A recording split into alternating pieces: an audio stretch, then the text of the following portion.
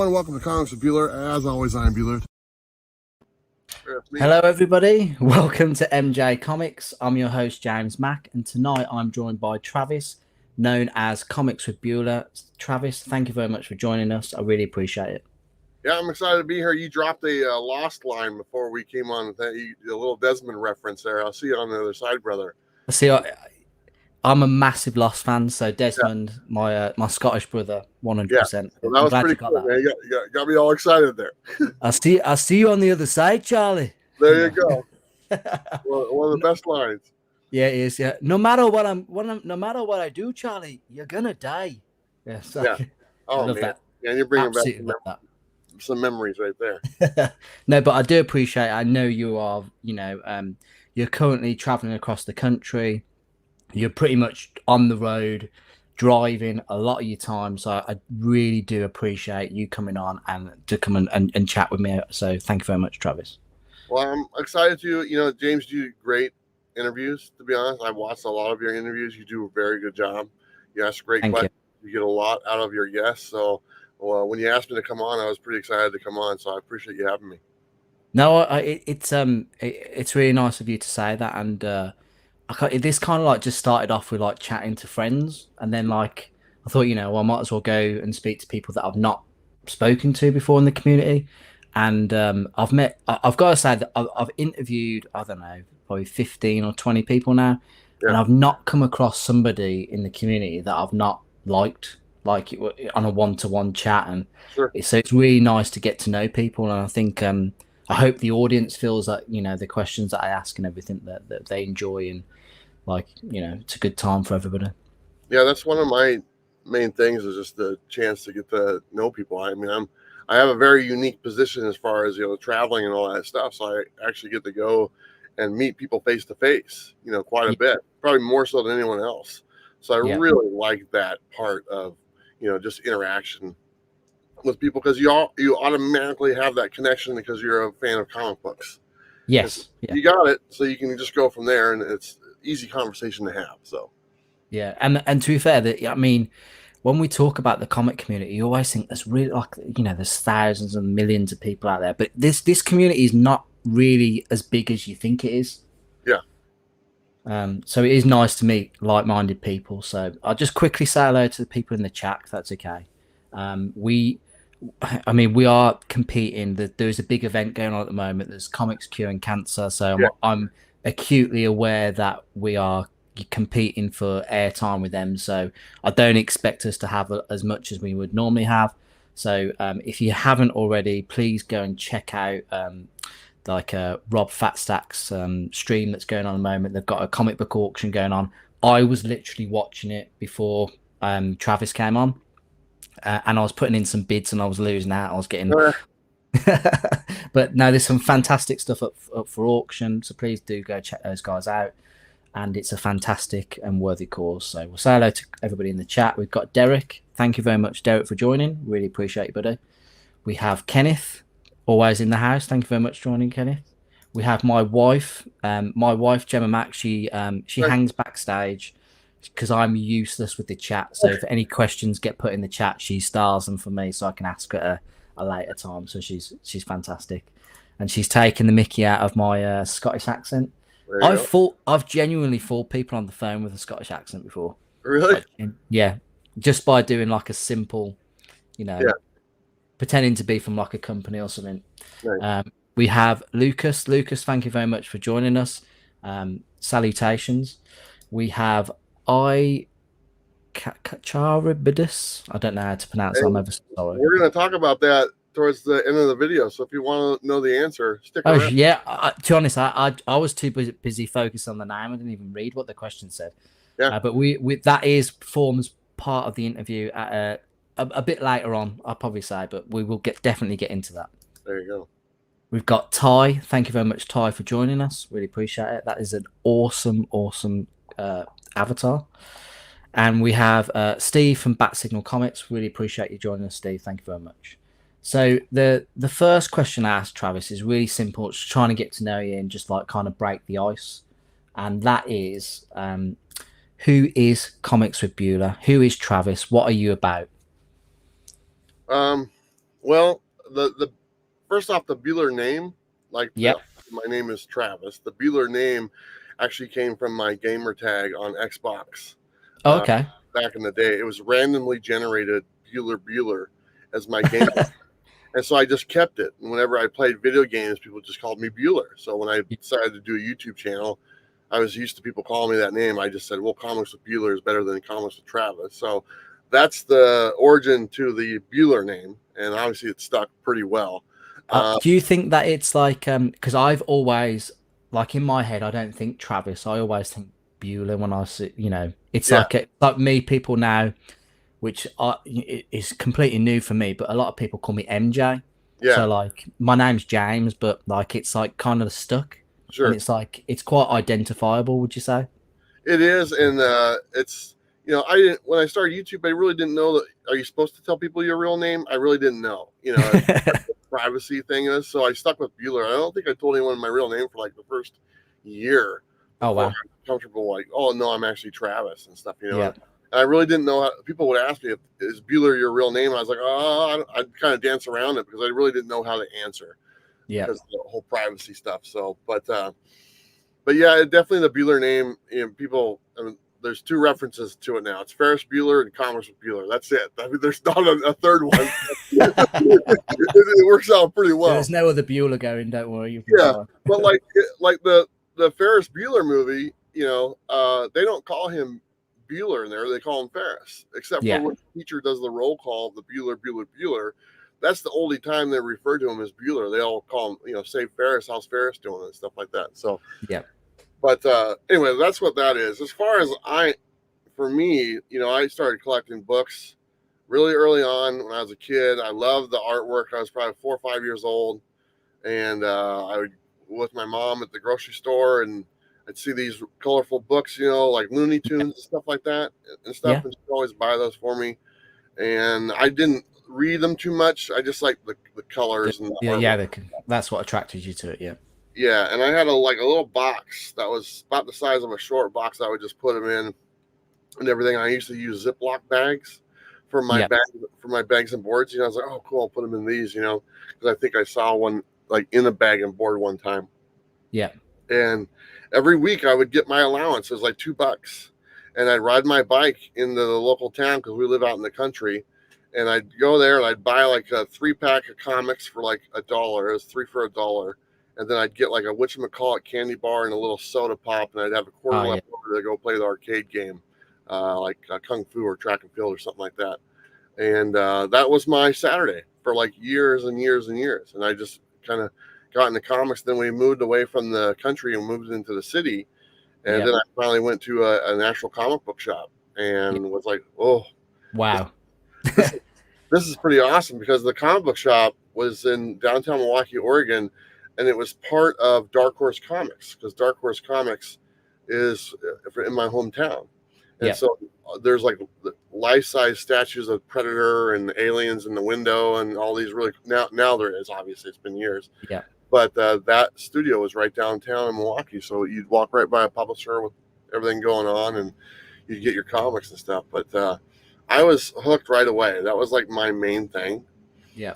And then I started reading them and really enjoying them, Yeah. and it just it was with me for pretty much from that point all the way up until I hit probably like 18 or whatever, 17 or 18, and obviously my attention went towards ladies and stuff like that. So I was Yeah. like, Of course. Yeah. I was like, yeah, I'm like, I'm not buying these books anymore.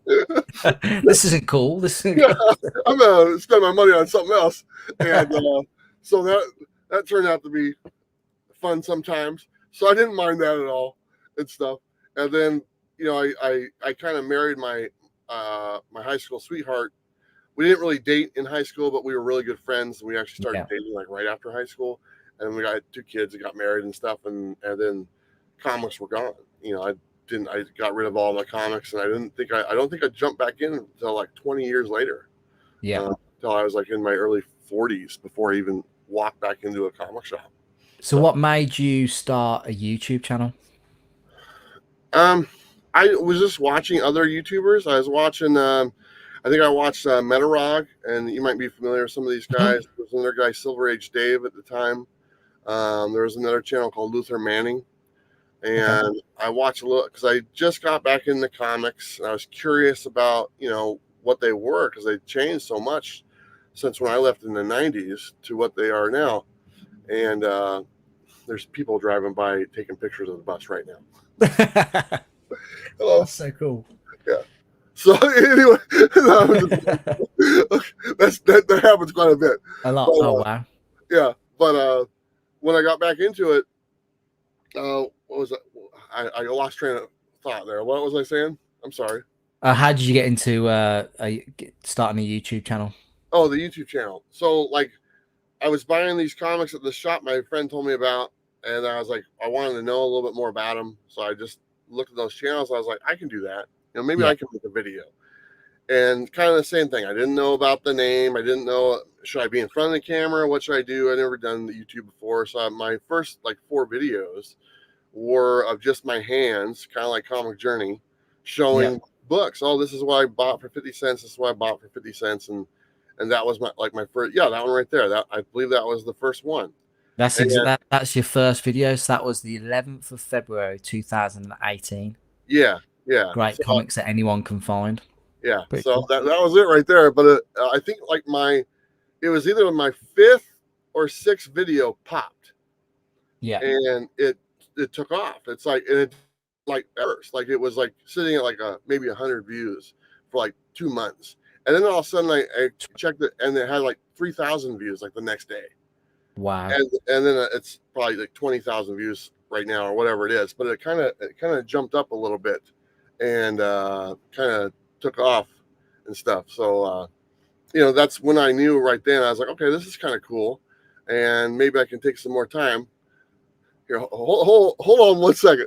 It's okay. So Sorry, just saying hi. Big fan. Oh, you are? And I subscribe to the channel. Oh, you I do? like your stream, and I'm sorry. Okay. What's your name? Buck? Buck? Yes, sir. Hey, hold on. I'm Bueller. Nice to meet you, Bueller. Nice to meet you. All right, have a good one. All right, thanks, man. that's so cool. Absolutely, Yeah, that's so cool. I'm literally in a parking lot of a grocery store, right outside of Memphis. Probably about 20 minutes outside. Sam, it's okay. 20 minutes outside of Memphis, and the bus gets recognized. Yeah, but yeah, it's a very recognizable bus. To be fair. Yeah, and I can tell because the guy had a superhero shirt on, so I mean that was a dead giveaway.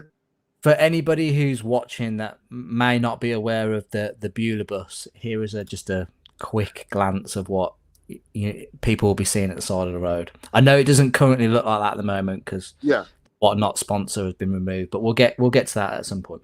Sure. But yeah, from my experience with your channel, I remember before I even had a channel, I remember watching your videos on but back issues to buy that people are not aware of and stuff like that. And it wasn't until I joined YouTube and I was like, because I was never subscribed to anybody. It would be just purely through searching. But when I started the channel, I started subscribing to people, and I was like, holy shit, man! I like at the time I wasn't aware, like I've been watching this guy's videos for a long while. I didn't even know this was like I just thought it was different channels. I didn't realize it was the same channel over and over that I've been watching. So a lot of my collection is thanks to some of the books that you put out. Yeah, I did a video series called Just the Keys, and that was like really and honestly it was a catchy title is what it was. Just the Keys. Like Moon Knight, Just the Keys, or whatever it is. And honestly, I just sourced some material to find what the keys were designated, and I just made a video about it. To me, it's always been about. I'm not like an investment guy. I'm actually really horrible at that stuff. People ask my advice, and I say, don't ask me. I go, I don't know what I'm talking about. But to be fair to you, some of those books that you recommended back in the day, they're pretty decent books now. I just got lucky. That's how I just got lucky on a few. Most of them I didn't. But I was like, my thought process was, let me take some information and see if I can't put it together in an entertaining way. Yeah. And that's the way I looked at it. It didn't need to be like something like like an investment type thing. It was just, I want to take this information, put it together in a fun way to where you can absorb it and you'll enjoy it. Okay. Yeah. And like my biggest videos that have like over 100,000 views, those are ones that are just like, all they are is just information. There's nothing more in there that it's just like, hey, here's 50 books that are sell for over. Yeah, exactly. $1,000. Yeah. Yeah. And at the time I just went to eBay, typed in the search perimeter of 1,000 to 2,000 and whatever sold prices. And I picked 50 books. That's all it was. Yeah. Yeah. And then I just went through and I said, how do I make this video look good and fun? And that was it. That was all you had to do. And stuff like that, anybody can do. Yeah. It's No, you just got to make it fun and entertaining to watch. And there was a hook in that video to where I said, hey, this is an interactive video. Follow along. Let me know at the end how many of these you have in your collection. And so people watch the whole video. Then you look at the comments. It's like, I had this many. I had this many. I had this many. And I can still make those. Anybody can make those videos. Yeah. They're not investment videos. They're just taking information that's available to everyone and moving it around so it's entertaining. And that's kind of what I focused on. Yeah. I'll just quickly jump in the chat because we've had a few more people join us since, but we've got Black Box Comics in the house. What's up? Thank you very much for joining.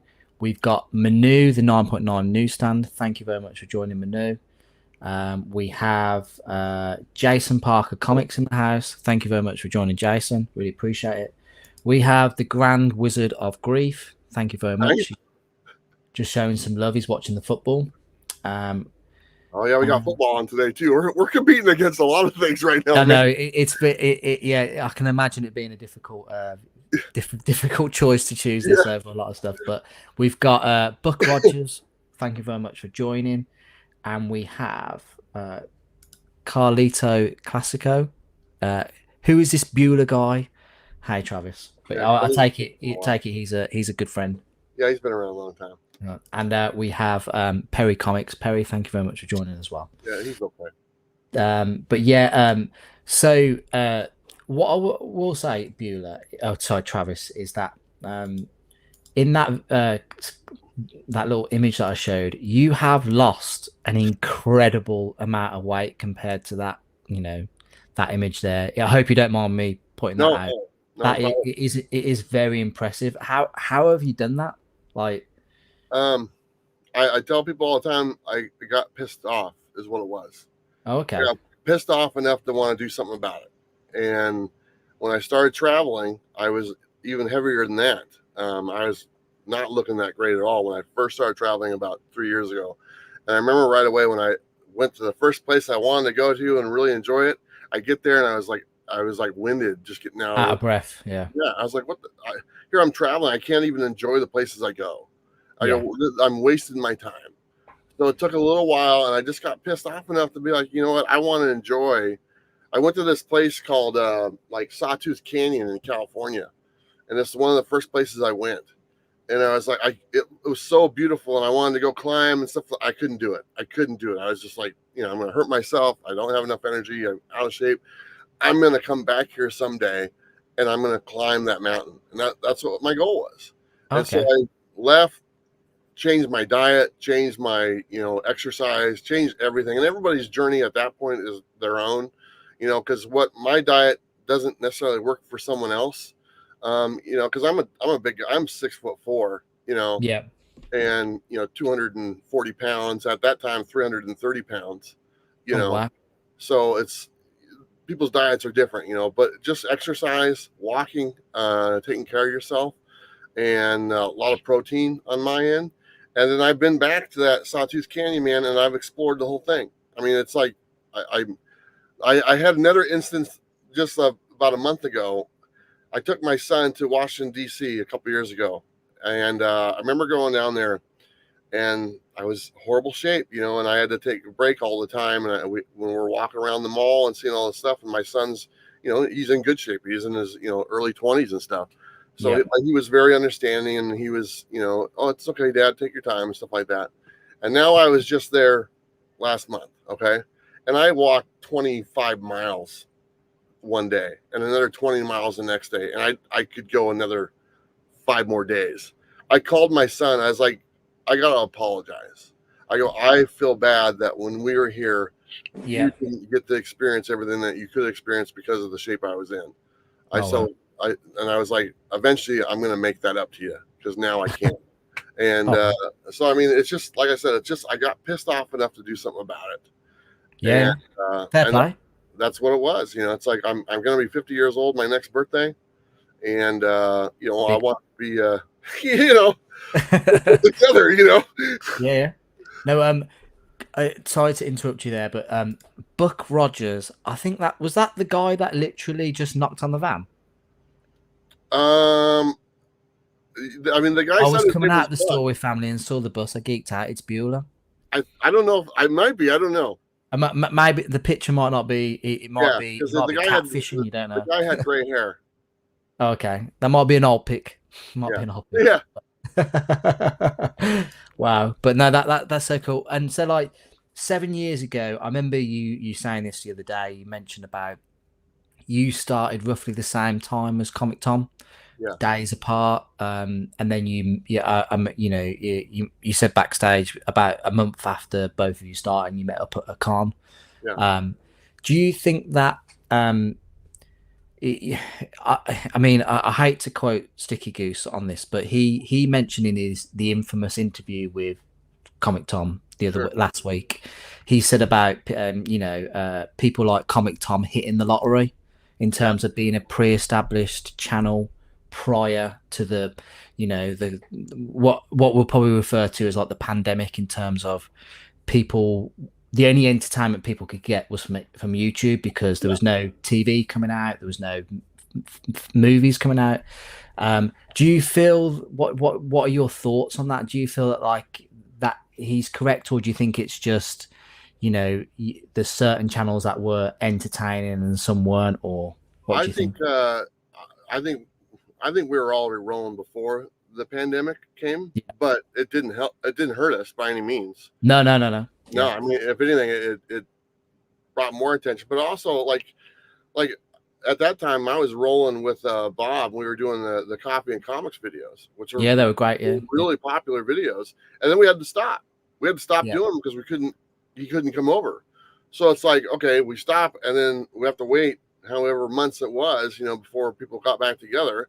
So all the momentum we had on that one kind of all slowed down. But that one was already rolling. But yes, the pandemic helped because people were home and they're looking to spend money, or if you want to call it that, or watch things, whatever it is. Nobody's leaving their house. They have to entertain themselves. So obviously it helped. But we were already rolling before that pretty well. Yeah.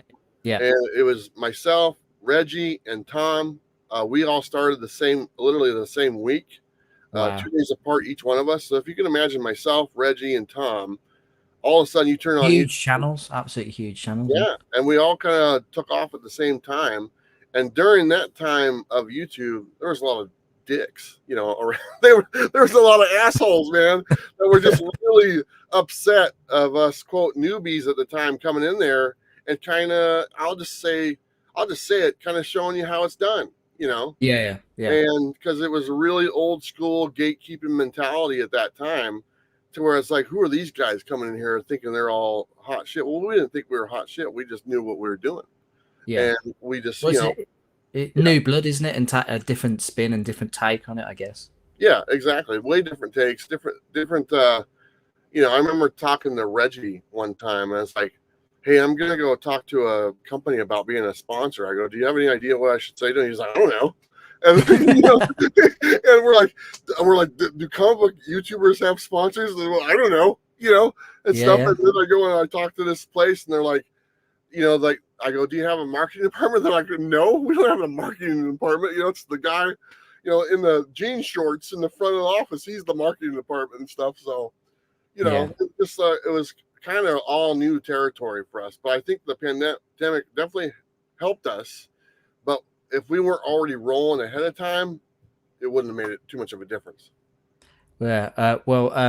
To try to complete the triangle of you, Tom, and Reggie, I actually reached out to Reggie probably, I don't know, about a month or so ago, asking if he'd be interested in coming on. He just said no, he's good, but maybe sometime in the future, I don't know. But I'd love to definitely chat to him, because that would the OG comic book community that I know of.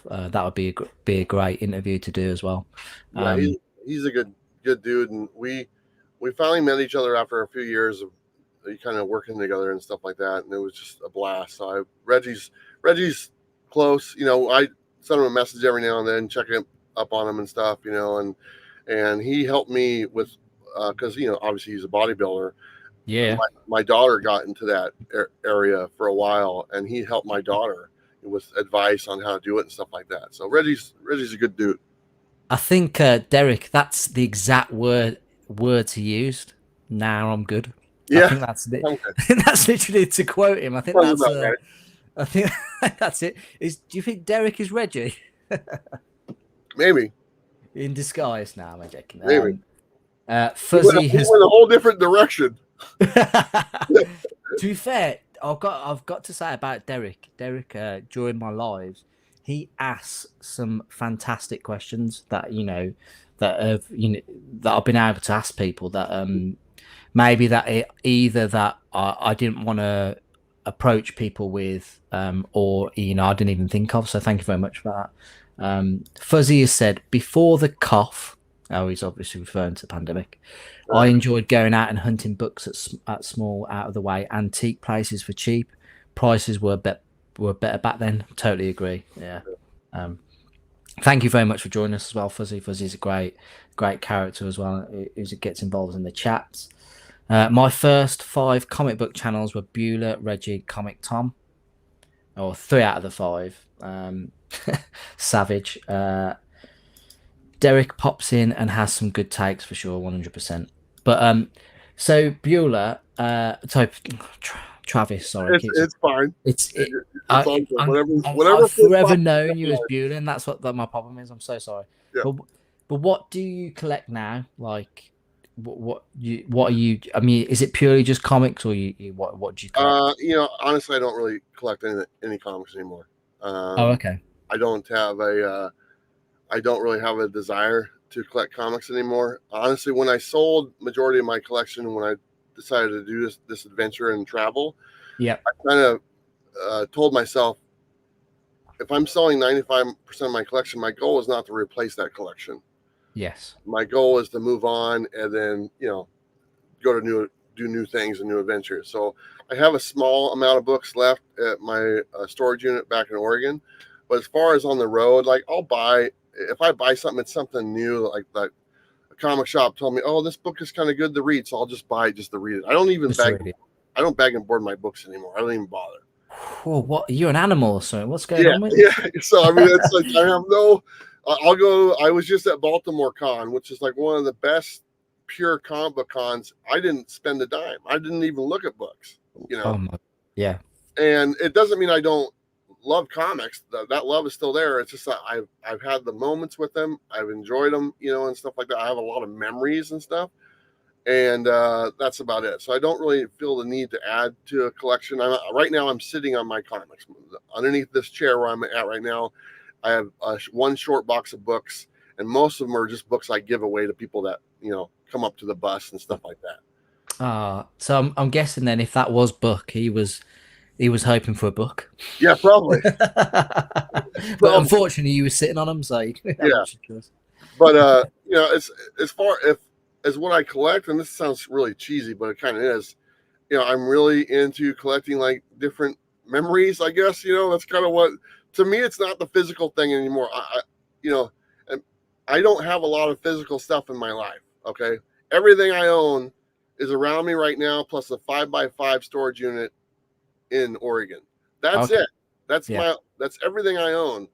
And to me, that's more than I need. So what I collect is, what's over that mountain, or, the sunrise, or, the places I get to go and things I get to do. Those are memories I get to store in this brain, I guess, and that's what I've been collecting. So if that makes any sense. Yeah. No, well, clearly, if you look at Carlito, he says that you've inspired him to do similar things. He hasn't collected in over 2 years because of following you. So, hey, look at that! I'm driving people away. Yeah, you're influencing people not to collect comic books anymore. Hey, Dynamite. Sorry about that. Just a just a quick shout out to It's Just Dino. Dino, thank you very much for joining us. Dino helped me. I think if it's the same Dino, I'm guessing it is. He helped me like 3 years ago do my very first live show. Oh, really? I was so nervous. He showed me how to use StreamYard, so I just want to Yeah. give him a shout out. Nice. Manu has says Travis collects life and cherishes time. So that's Yeah. very, very sentimental. That is, Manu. Yeah, it's definitely my you know my dad, his health hasn't been good over the last few years and stuff, and I'm sorry to. he told me that the only thing that's valuable to him right now is time. That's all he wants. He doesn't want anything else. He just wants time. And he said that over for the last few years and stuff like that. So that to me, it's like that's what's most valuable is time. I don't care about money or stuff like that. I just want time and what I do with that time. I don't want to waste it. So when 9.9 says that, he's right on the money. Yeah, yeah. It's invaluable time, as you can never have too much. But yeah, that's very, very, very true. Kalito has basically said that he's finding it harder to let go of his collection now. He always stays fairly active on here because he loves the people and the community. Well, we appreciate you, buddy. Thank you very much for that. I love that Manu. Dad sounds like a wise man. Certainly does. He does. But yeah, so I want to get onto this next topic, and I hope you don't mind me bringing it up, but I think it's a very important cause and it's close to your heart and a very dear friend of yours. But you recently made a video. You titled it "The most important video you've ever made."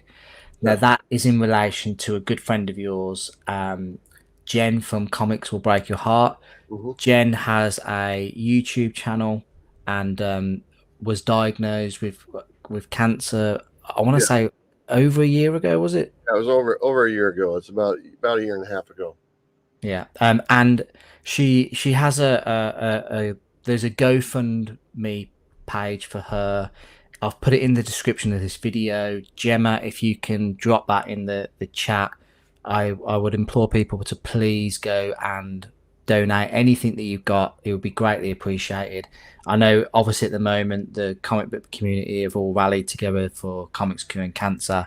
Cancer does affect a lot of people, and it's genuinely heartbreaking to see. I mean, that video really the title of the video and the thumbnail really catches you anyway, but the topic about it is certainly heartbreaking. So please do go and give anything you can towards that. But what in terms of for yourself, you met Jen through like cons or through YouTube? I met her. I remember I found her on Instagram, and there was a girl called Comic Book Girl 19 that used to do comic book stuff, and she kind of looked. I thought that's who that was at first. But then I saw her picture, and it was in front of a comic shop in Oregon, and I was like, "Oh, she's from here." And I think I reached out, or we ran into each other, or something like that, at a comic shop or something, and we immediately became friends. And we've been friends for years and stuff. And she's really special to me. I mean, if I'm sitting here, I'm trying to think of how to describe her. And Jennifer, I mean, she's beautiful. She's intelligent. She looks at life a different way that I can appreciate. She's just a really good person, and to know that she's got this battle that she's been fighting, it's like, kind of, this just sucks. She's only like in her mid 30s, and it's like, I don't know. I mean, there's a very small list of people that I would like take a bullet for. She's on that list. That's incredible. She's right there. She's I've met a lot of people throughout this, and the close ones, they know they're close. And I talk to Jen quite a bit, and she doesn't really lead on I'll just say it, how bad it is, but it's bad. It's not going the direction that I would love to sit here and tell you guys something different. Okay. But she's on her third type of chemo treatment because the other two didn't work. And so it's like this one better work type thing. Yeah. And but she's in the hospital. I think she got home yesterday, but she was in the emergency room, and she posted that on her Instagram, so that's why I don't mind saying it. But she her blood level was really low and stuff like that, and just a whole bunch. And she like cracked her arm the other day or something, and just a whole I bunch. read that post. Yeah, so it's just like God, she just needs a break, just a little bit of a win, and if there's something that I can do to help, or we can do to help, maybe a little bit, Yeah. Why wouldn't you do it? Why wouldn't you want to help someone, like that, like the words I described her, and I whenever I talk to her and we chat quite a bit, I always say, Jen, this is what we're going to do.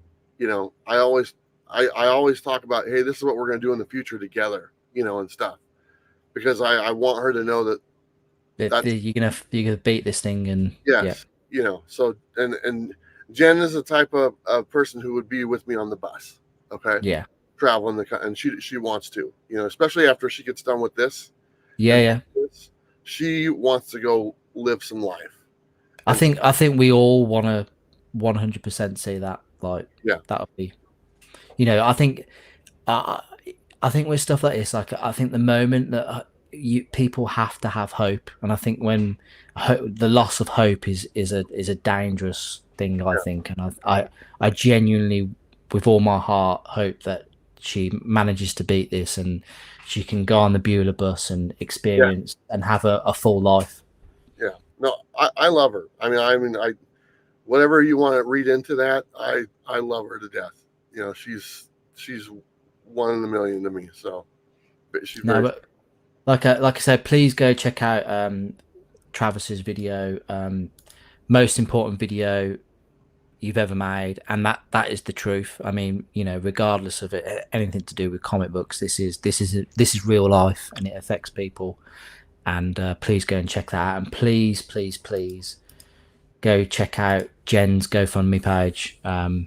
It's at 30,000, I think, at the moment, so she's 20,000 off the goal, but as much money we can give, that'd be fantastic. Yeah, look at that face. How could you not want to help that face? It's like you said, absolutely beautiful. My wife will kill me for saying that, but I'm just being honest. So don't kill me, Gemma, please. But no, so please go and check that out. The community is doing a hell of a job at the moment, and I'm sorry that this subject is close to your heart, and I appreciate you for coming out and talking about it, but really. Yeah, and like if you can, if anyone watching can donate, great. If you could just share it on your social media, just if you get the word out, that's all it is. And I do want people to know that Jen, she does have a nice support system, of friends there in Portland. So she's not like on her own. She's an easy person to care for and to like. So she's got a nice group of people around her that kind of check in on her and make sure if she needs something. So which is nice. If anyone has ever seen her on the videos and stuff like that, like I said, easy person to kind of care for. So yeah. Carlito Casco, Comic Book Girl 19 used to be subbed to her back in the day. I like Jennifer better. Yeah, me too. So we've got Reston's Last Stand. Thank you very much for joining us. He's finally caught a live stream. Really appreciate it, buddy. Thank you very much. We've got Usagi Girl Comics. I am so sorry to hear that. Our struggle has been so difficult. I will keep you both in my thoughts and prayers. Really appreciate that. Thank you for joining us. Keeping her in our thoughts and prayers. She is lucky to have you as a friend, Travis. Very, very, very true. We've got Timbo Toys in the house. Thank you. I really appreciate you joining us. Yeah, Jen, a lot of really good friends that are kind of help with the GoFundMe as well, keep it going and stuff like that. And there's a podcast in Portland called, it's Marvel something. I don't know, so I'm just gonna butcher it. But the guys that are on that podcast are really close with her and stuff. Oh, okay. Kind of make sure that everything's kind of taken care of and everything. So it's kind of cool. Gemma, my wife, says that she will allow it. So there we go. Thank you, Gemma. Thank you very much for that. And Yeah. she's putting, sending prayers. She's going to donate now. Thank you very much for that. Appreciate that. So let's get on to the next subject. And it is, in your 7 years, how do you feel the comic book community on YouTube, or the space that we share, has changed for you?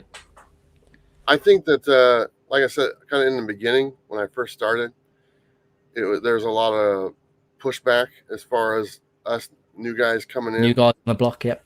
Yeah, and there's a lot. I mean, it was just like, we get emails and videos made about us, all the time. It's like, what the hell, It's just like, but we had kind of had a thing to where it's like, hey, we're gonna be positive. We're gonna out nice them. We're gonna outlast them, out nice them, and stuff. And eventually, those people kind of faded away. They gave up. It's not gonna do you any good.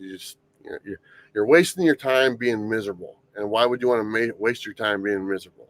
So is it a bit like, Tom last week, where he basically killed with kindness, like against Sticky? Or if you want to use those terms, yeah, you could do that. But I mean, Tom's a pretty nice guy. No, I wasn't suggesting that. Obviously, Tom was going to kill him, but I mean, like, you responding with kindness and the way that it can sometimes stop a situation, if you know what I mean. Yeah, I think that. I mean, when someone sees that what they're trying to do isn't accomplishing anything, then they're like, oh, well, I'm wasting my time or whatever. But once we kind of got over that barrier and kind of set that positive thing in motion, and then a bunch of other really fun channels started popping up, like John's Comics with Kids, Hydra Comics, a friend of ours, and just a kind of barrage of channels like that kind of popping up with all somewhat similar message, and that message being, hey, we just enjoy comics, we just want to talk about books, and so you get that wave of everyone coming in the community and kind of like, hey, this is a safe place to come and express how what I got at my local shop, and these people are inviting and stuff. And that was kind of like, that was my goal, was to get people in here that felt okay to come aboard and make a YouTube channel. And if they needed some advice, if they wanted to hear my advice, I'd be more than happy to give it to them. Whether they want to listen to it, they don't have to. I mean, like I said, it's a lot of luck involved, but but no, just seeing the comic book community. And then obviously it's a little bit different, and I kind of go back to this quite a bit because I get to meet a lot of the people that aren't leaving comments or aren't making videos, the actual people that watch our videos. Okay. Yeah. The people that aren't commenting, the people that, don't have YouTube channels. I get to meet a lot of the people that walk up to the bus like, Buck, oh, I'm subscribed to your channel, or I've never left a comment, but I've been watching you for years. Yeah. So, to me, and I think I said this the other day, that's the real community. Okay. The community is the people that don't comment, the people that just watch the videos. You and I, we're not really the community.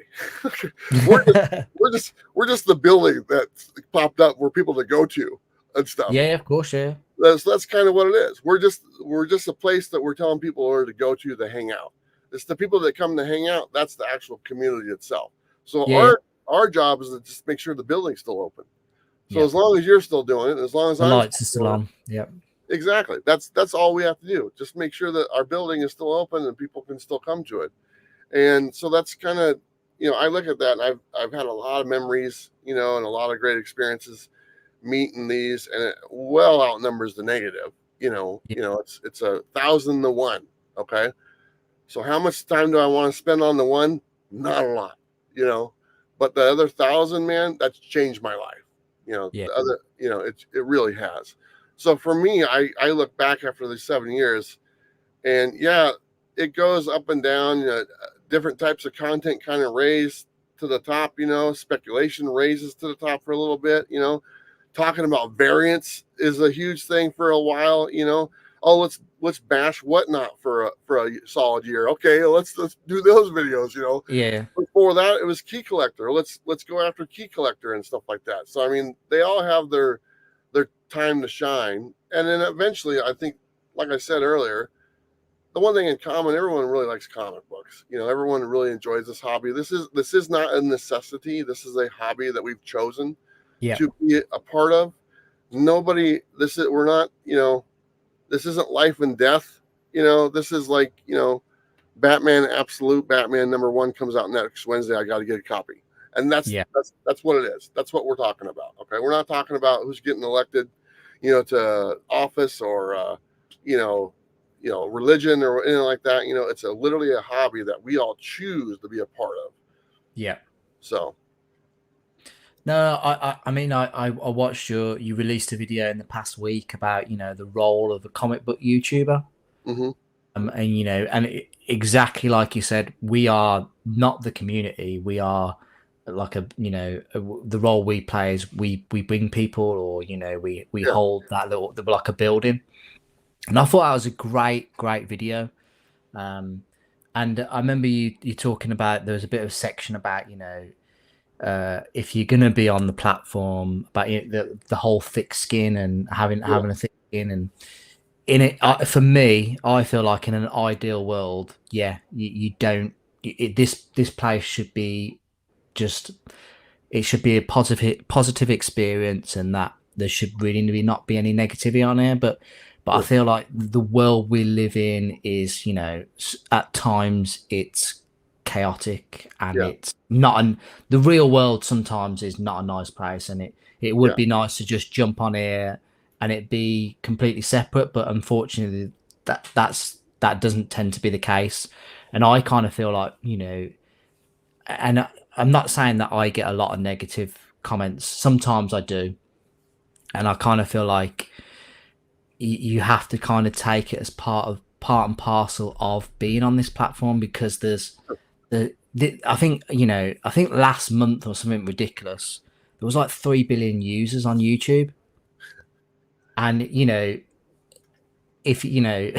if like only like 1% of that, or half a percent of that is like the negative or the horrible people, then they're gonna come your way. And I feel like sometimes you probably have to have a little bit of thick skin in this line. I don't know what you. I know you.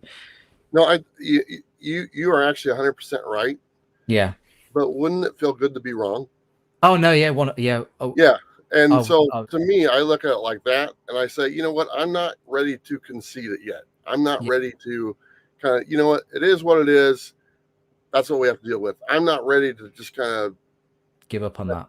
Give up on that yet. Okay. That's like what we were talking about earlier. You can never give up hope. And I admire you for that, to be honest. I admire you for that. And that was a great video, I thought, and I really enjoyed watching it. We've got a question from Reston has said, is Bueller living the van life? That's too cool. Yes, he is living the van life. And 3 years. 3 years, and we are about to get onto that next question in it shortly. But we've had a couple more people join the chat. I'll just quickly say hello to them.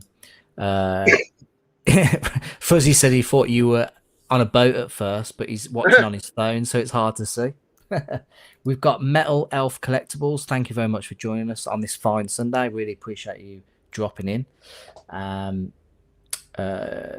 Just a quick Logan sketch from years ago. We've got Darth Lopez in the house. Thank you very much for joining us, Darth. Really appreciate it. He tagged me in a video on Instagram earlier where he was asking Sticky Goose to come back, because I believe I don't believe he's coming back anytime soon. So, and I think you said in your video that you reached out to him after the whole thing last week, didn't you? Yeah, I said we talked a little bit, and I was actually in his neck of the woods. I was going through West Virginia or Virginia. Oh, okay. And I wasn't too far away for where he was, but I just reached out to him, and after he did kind of like that, the apology video and stuff like that. And just this, to kind of see how he was doing and stuff, just kind of, if you want to call it an olive branch, I don't know, whatever. Yeah. But and then we chatting a little bit, about, because I was just kind of staying at a truck stop waiting for the roads to open up again because of the floods and stuff. Yeah. But no, I mean, I hope he's a unique guy. Okay. Yeah. Daniel, now you know him more than I do and stuff. Yeah. So, and because I now that I remember, I said, hey man, I watched your apology video and I watched your video about how you quit with drinking alcohol. And I go, Yeah. I really enjoyed both of those videos, by the way. That's the type of stuff Same. that, for me, that's this type of stuff that, someone can get behind and stuff, and he goes, and then he wrote me back. He goes, that really is who I am. Yeah. And that's what he wrote me. And I said, well, I hope that's the case, man. I assume that's who you really were, and stuff, because there is a difference between Travis and Bueller. I have to believe that there's a difference between Daniel and the Sticky Goose. Sticky Goose. Okay. Yeah. And whether it's a big, broad difference, I don't know. But, if it is, then it's a whole different ballgame. So. Yeah, I mean, like I said, I've done 15 or 20 interviews now. I don't know what the exact figure is, but I've not spoke to somebody that I haven't either got on with or actually liked. Like I actually like the people that I interview, and he was very straightforward. He is a straight shooter, so he was very straightforward when I was speaking to him, and he just basically said, this is all for entertainment. I don't want to be. I just want to get. He wants to get views. He wants to entertain people, but whatever means possible. And that apology video and the quit drinking video, I can hand on my heart say that is the guy that I spoke to backstage and have interacted with since. And I haven't watched a tremendous amount of his videos and stuff. So I was when the alcohol one popped up on my feed because I wasn't subscribed to him, and I was like, it drew my interest. I wanted to see what that was, and just watching that video. Okay, that's who this guy is. Okay, that's vulnerable. That's a life thing that he went through, and the decision and stuff like that. And to me, I connected with that. That was a little bit more than the other stuff that. I don't watch a lot of comic book YouTube because, like I said, I don't really collect stuff anymore. So it's like, there's not really a lot there for me. I just jump in. If there's a live stream, I'll jump in, say hello to my friends, and kind of stick around for a few minutes, and I'm out. And I looked at the other day. I have less than 20 YouTube channels on my subscription feed. Oh, and wow. They're all van life channels and stuff. They're all hiking in the mountains and stuff, and other things. So I mean, well, you do have your own van life YouTube channel as well, don't you? I do, but I don't really mess with it too much. I mean, I pop a video on there every now and then, but it's monetized and stuff. But I don't.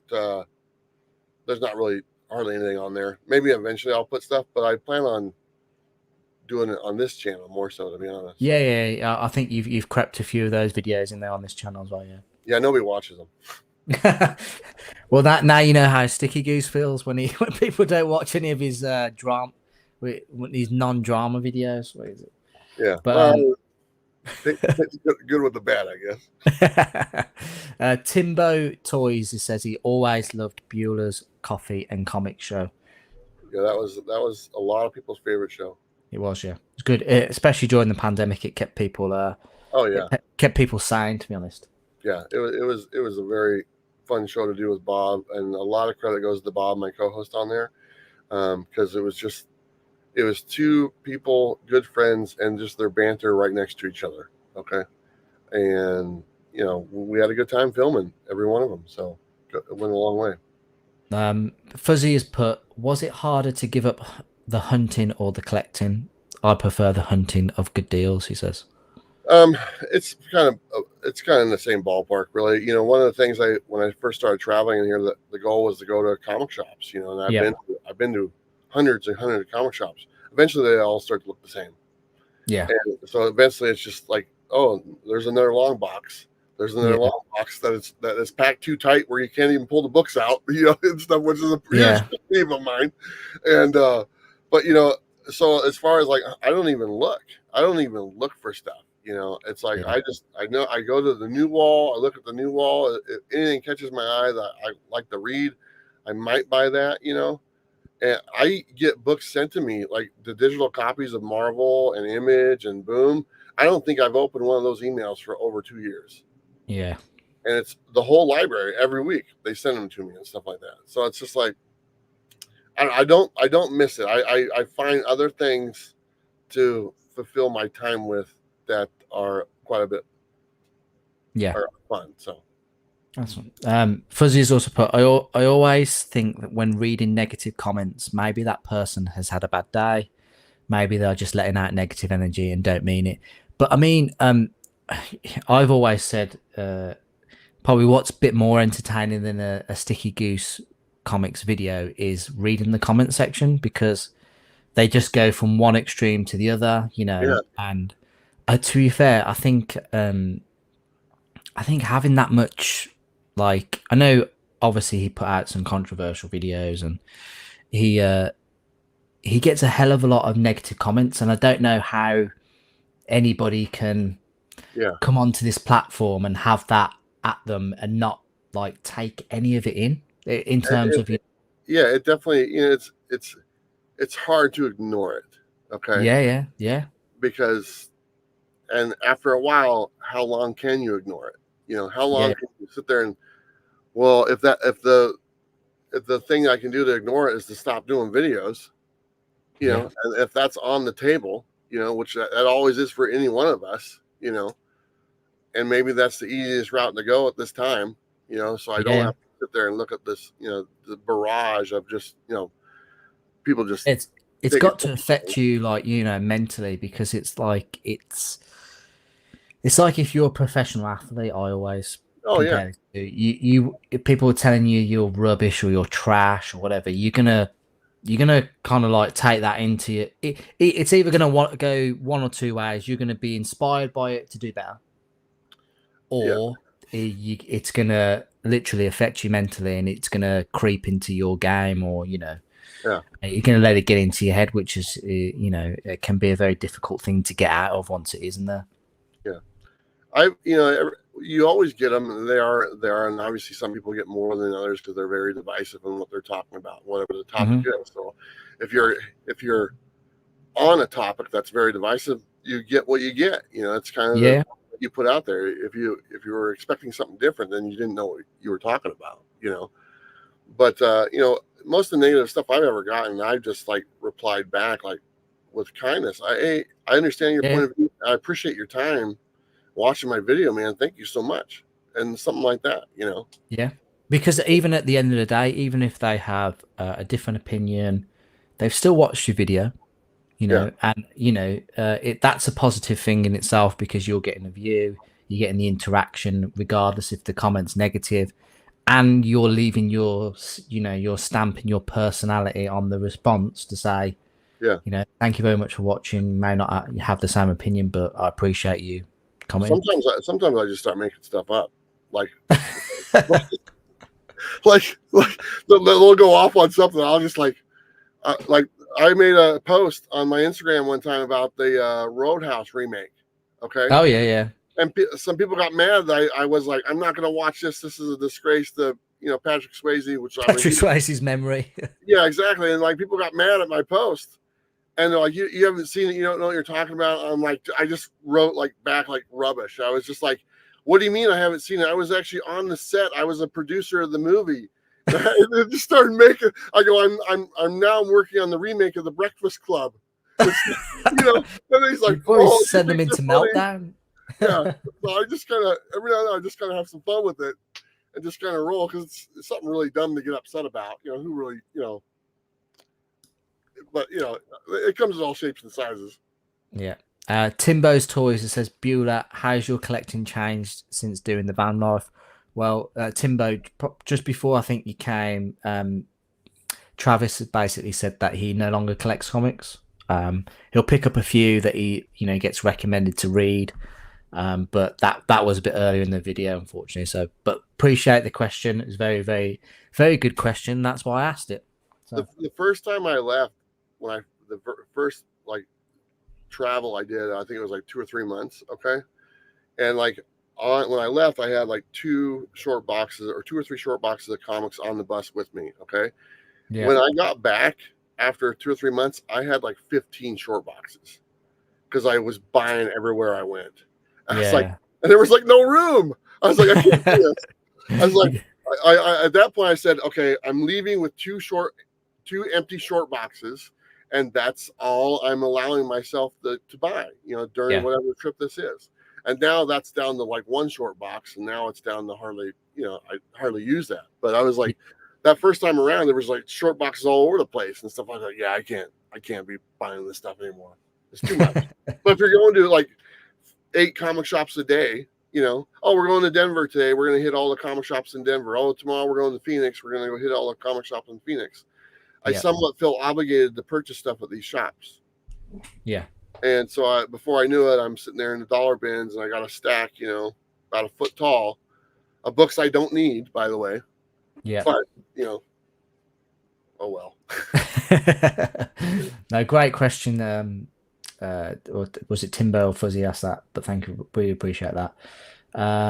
Fuzzy's saying they're probably not as negative face to face. Hopefully, Reston has put, you guys put your reputations on the line with every video.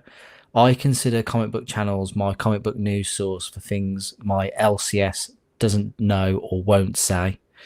That's I think Tom put that very well last week. I think in that interview with Sticky Goose, where he basically said that if we don't talk about comic books, the industry is going to die because local comic shops aren't doing enough.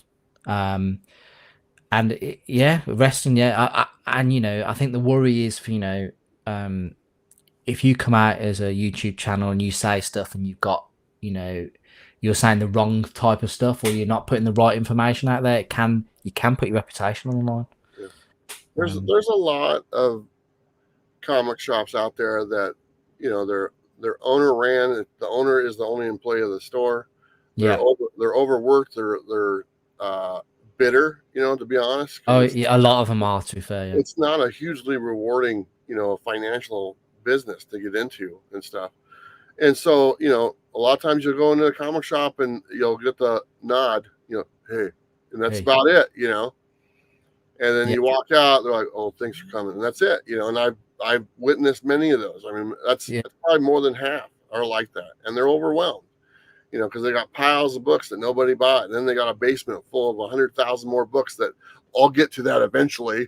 The bullshit. You'll never get that's going to be down there forever. Every shop has that room, by the way. Yeah. But, I've been quite blessed.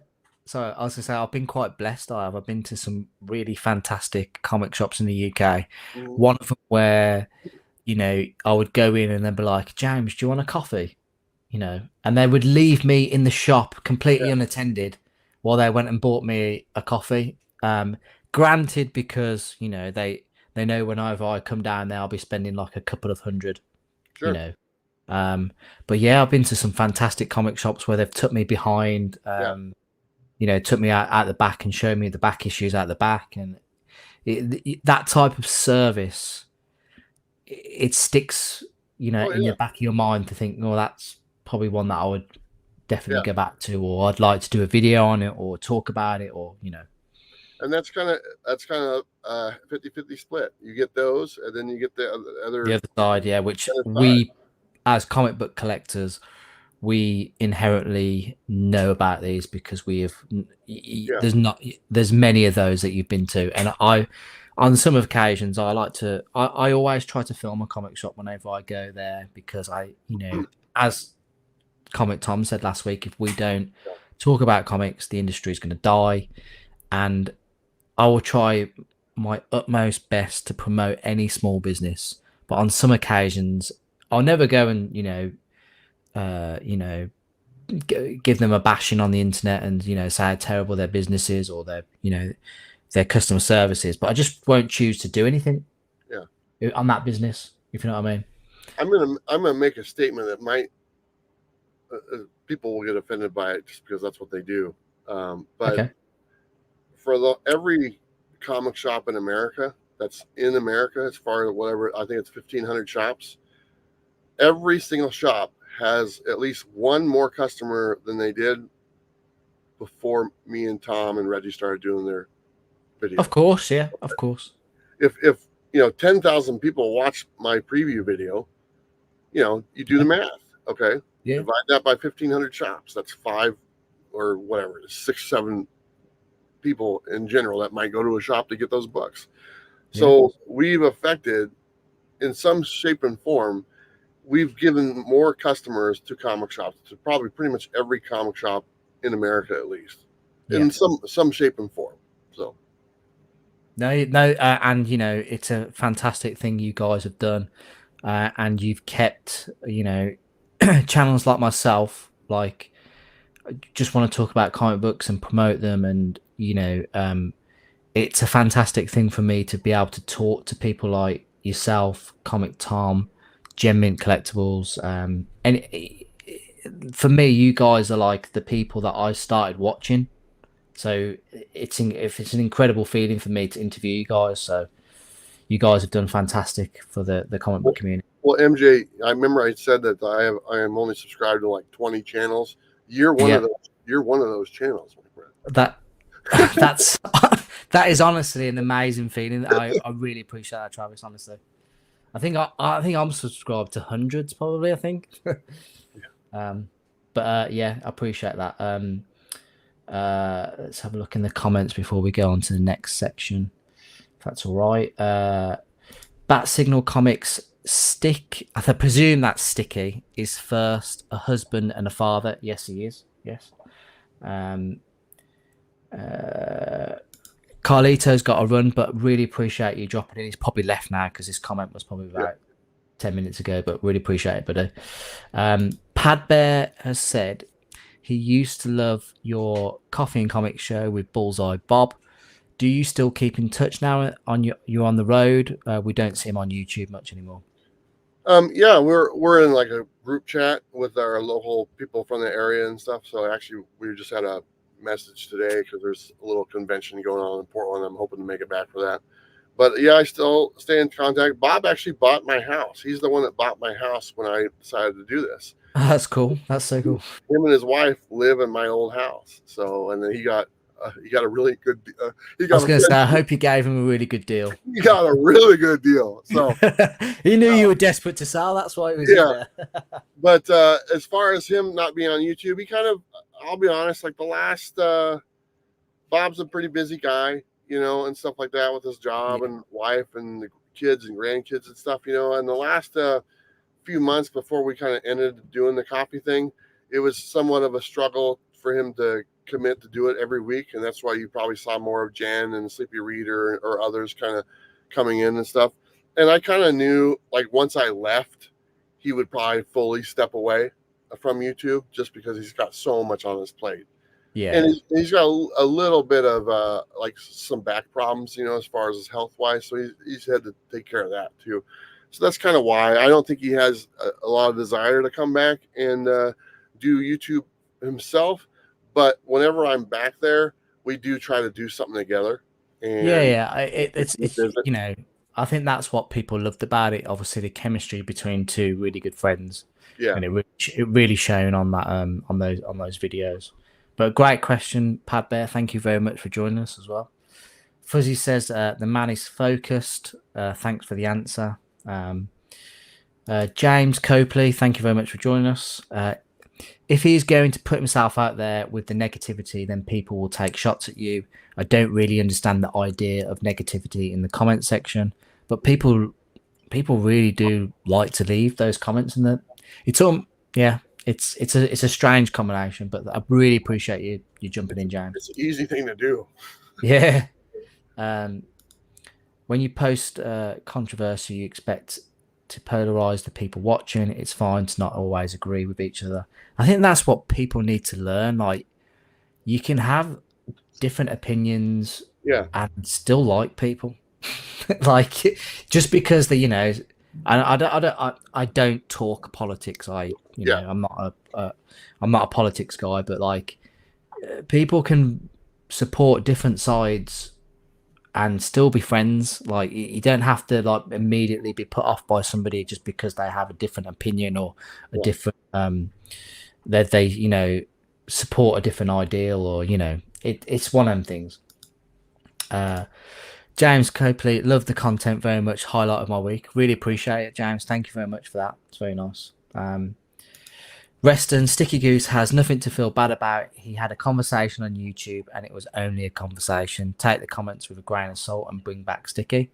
Yeah, I don't think he feels that way. I don't think, but I mean, what a fantastic entertainment like that whole thing was. Like, regardless of the outcome, I enjoyed watching. I thought it was really good. And we kind of got what was, is advertised as a verse, each other, and we kind of got that. So it was, it's good to see. And I've got, total respect for Tom, the way that he handled it, and Sticky got humbled. So, Darth Lopez says The Breakfast Club is his classic and his third favorite movie. So please stay away from that. Yeah, Travis. Do not produce a new movie of that. Yeah, I put on the back burner. Dino's put, thank you for sticking with us, Dino. Really appreciate it. Absolutely agree with what's been said. The negative behavior and comments are very difficult to continue to move on from, especially when it comes from people who you've considered friends. 100%. Right. What we'll do is we'll move on to the next question, Travis. Right. So I hope you're ready for this one. Sure. What the hell is the Bueller Bus? So what is the Bueller Bus for people who are maybe not following the channel or maybe not aware of what it is and what you are trying to achieve through this? So during the pandemic, as we were all sitting home doing nothing, and stuff, I got very antsy. Okay. And I started going down the rabbit hole on YouTube of van life and bus life videos and stuff, because there's still videos from in the past. They weren't doing it right now. They were all stationary and stuff, but people were talking. And I was like, God, it looks like so much fun. I've always wanted to travel. I've always wanted to do this. How can I make this happen? How can I travel? I'm like, I could do YouTube from anywhere I go. Okay. I don't need to be stationary. I can do this. And I was just like, I just got it in my mind. I'm like, you know what? Let's just take a leap. I'm just going to, I'm going to say this really stupid thing, and I'm going to put it up on my channel, and I'm going to say it to my audience, and that's going to hold me to it. I did that for a reason. I came on the channel and said, hey, I have this idea. I want to sell all my possessions, which is, I remember Reggie laughed at me when I said this to him the first time. I want to sell everything I own. I want to buy a bus. I want to fix it up, and I want to travel the country, and I want to go and visit comic shops and Comic Cons and travel. And it was like February of 2021, whatever it is. I said, I'm giving myself a year to make this happen, a year to sell my house, a year to get through all my stuff, a year to get the bus, a year to, fix it up and get the road. And sure enough, when the next February hit, there it was, man. The Bueller Bus was a thing. The house was being sold. And I'm like, I'm doing this. And along the way, and a lot of people kind of get mixed up. You showed a picture of the Whatnot stuff on there. Yeah. Whatnot, this was not their idea. Just so everyone knows, this was my idea. Whatnot had approached me multiple times in the past before I was doing this, and like, hey, we'd like you to be on our platform. I'm like, no, I don't want to. I'm not really interested in stuff. And then when they heard about the bus, they really came after me, and they're like, no, we want to make it. We want to be a part of it and stuff like that. So yeah. They kind of made me an offer I couldn't refuse to sign on board. They wrapped the bus. Obviously, you can see because the bus is actually white. The bus, it's a white bus. They wrapped it in the black, and then they put all the logos and stuff on there. Yeah. And now the Whatnot logos are no longer there. The nice thing is they were on the windows, so they actually peeled off really easy. Oh, so you'll be able to get the logo off. Yeah. Yeah. So there's no Whatnot logos on there. Now there's Dynamite logos and Dynamic Forces, because that's my main sponsor. But so they definitely helped get the things going, but it was going to happen no matter what. I mean, it was already in motion. And then I just finally hit the road and never looked back. You know, I was like, we're gonna travel. I'm gonna make videos from across America. I'm gonna make mistakes along the way and figure things out. And I'm gonna break down on the side of the road in the middle of nowhere, which that happened. Yep. Knock on wood, it hasn't happened this year. So, but and it's like, and I remember the response was pretty positive. You know, people were like, this is like something unique. This is, and I wanted to do something different. Okay, something unique, something, you know, that hasn't been done before. That's kind of my approach, and I got the opportunity to do it. And along the way, throughout my travels on the bus, I found something else. I found other passions that I really enjoy. You know, like the hike and like the sea places and go on adventures. And the goal in life is to find your bliss. Okay, and doing this has helped me find my bliss. And I don't think I would have found it if I didn't take this leap and if I didn't bet on myself. And it's been great. You know, I looked back the other day. I was like, 3 years, man. It's already been 3 years of me sleeping right there. Is is it comfortable? Yeah, it's comfortable. I mean, my toilet's right there. So I mean, you know, everything's within reaching distance. I can do everything. Travis, you could have said that you were actually sitting on the toilet while, you know, doing this. You could have been. I've never done that, but I have rested my laptop on the toilet. I had it propped up so I could get the different view and stuff. Because I mean, there's not, you know, the bus is only 19 feet long. Okay. Yeah. And the living space of that is probably about 10 feet. Okay. When you take the motor and the cab and stuff out. So you got about 10 feet long by about 4 feet wide. Yeah. That's about it, you know, and that's what I've been living in for 3 years. And to me, it's actually, I want something smaller. Yeah. To be honest, I wouldn't mind getting a sprinter van that's like, you know, 5 feet shorter and smaller in width and stuff like that. You know, I could live with that, no problem. So okay. So in terms of Whatnot, then, because you know, a lot of us. I mean, I was approached by Whatnot, you know, when they first started, but not as a obviously to, you know, as a sponsor, but in terms of I presume, and you know, from my friends in the community, a lot of us were contacted, but they were contacted really primarily to try and sell on the app. Are you interested in, you know, selling and stuff like that? So you had a contract with them, and you did a great video that I watched. I think it was was it a year ago or about maybe 2 years ago? Was it 2 years ago? Yeah. You did a great video on 12 months under contract with Whatnot, the good and the bad, the truth. That was a great video. And you talked in that video about, you know, your contract was a lot different in terms of what, like, I mean, I had Jem Mint on the channel, and he talked about his contract with Whatnot. Tom talked about it to a certain degree, but he's under NDA, so he can't really talk about it much. But you had, like, at the time, the longest contract with Whatnot. Yeah, it was because I mean, because I think at the time they were only doing like 3 or 6 month contracts with people, and I could be wrong on that. I don't know the details of other that's of course, we talk about, but I could talk about mine, and mine initially was going to be like for like 3 months, and I said, you don't paint a guy's house then leave after 3 months. Yeah. So if you guys are going to, you know, wrap my bus, you guys got to at least give me a year, you know. And so that's like, okay, fine, we'll do it for a year. And that's kind of what it was, because it was something more so than, I'll just do a sale on the app once a month or once a week, whatever it is. You know, I'm wrapping this thing, I'm driving across the country, and I'm, you know, parking in front of comic shops and comic conventions. So it's a little bit different. So I needed more of a commitment, because I was committing to something that was quite a bit larger.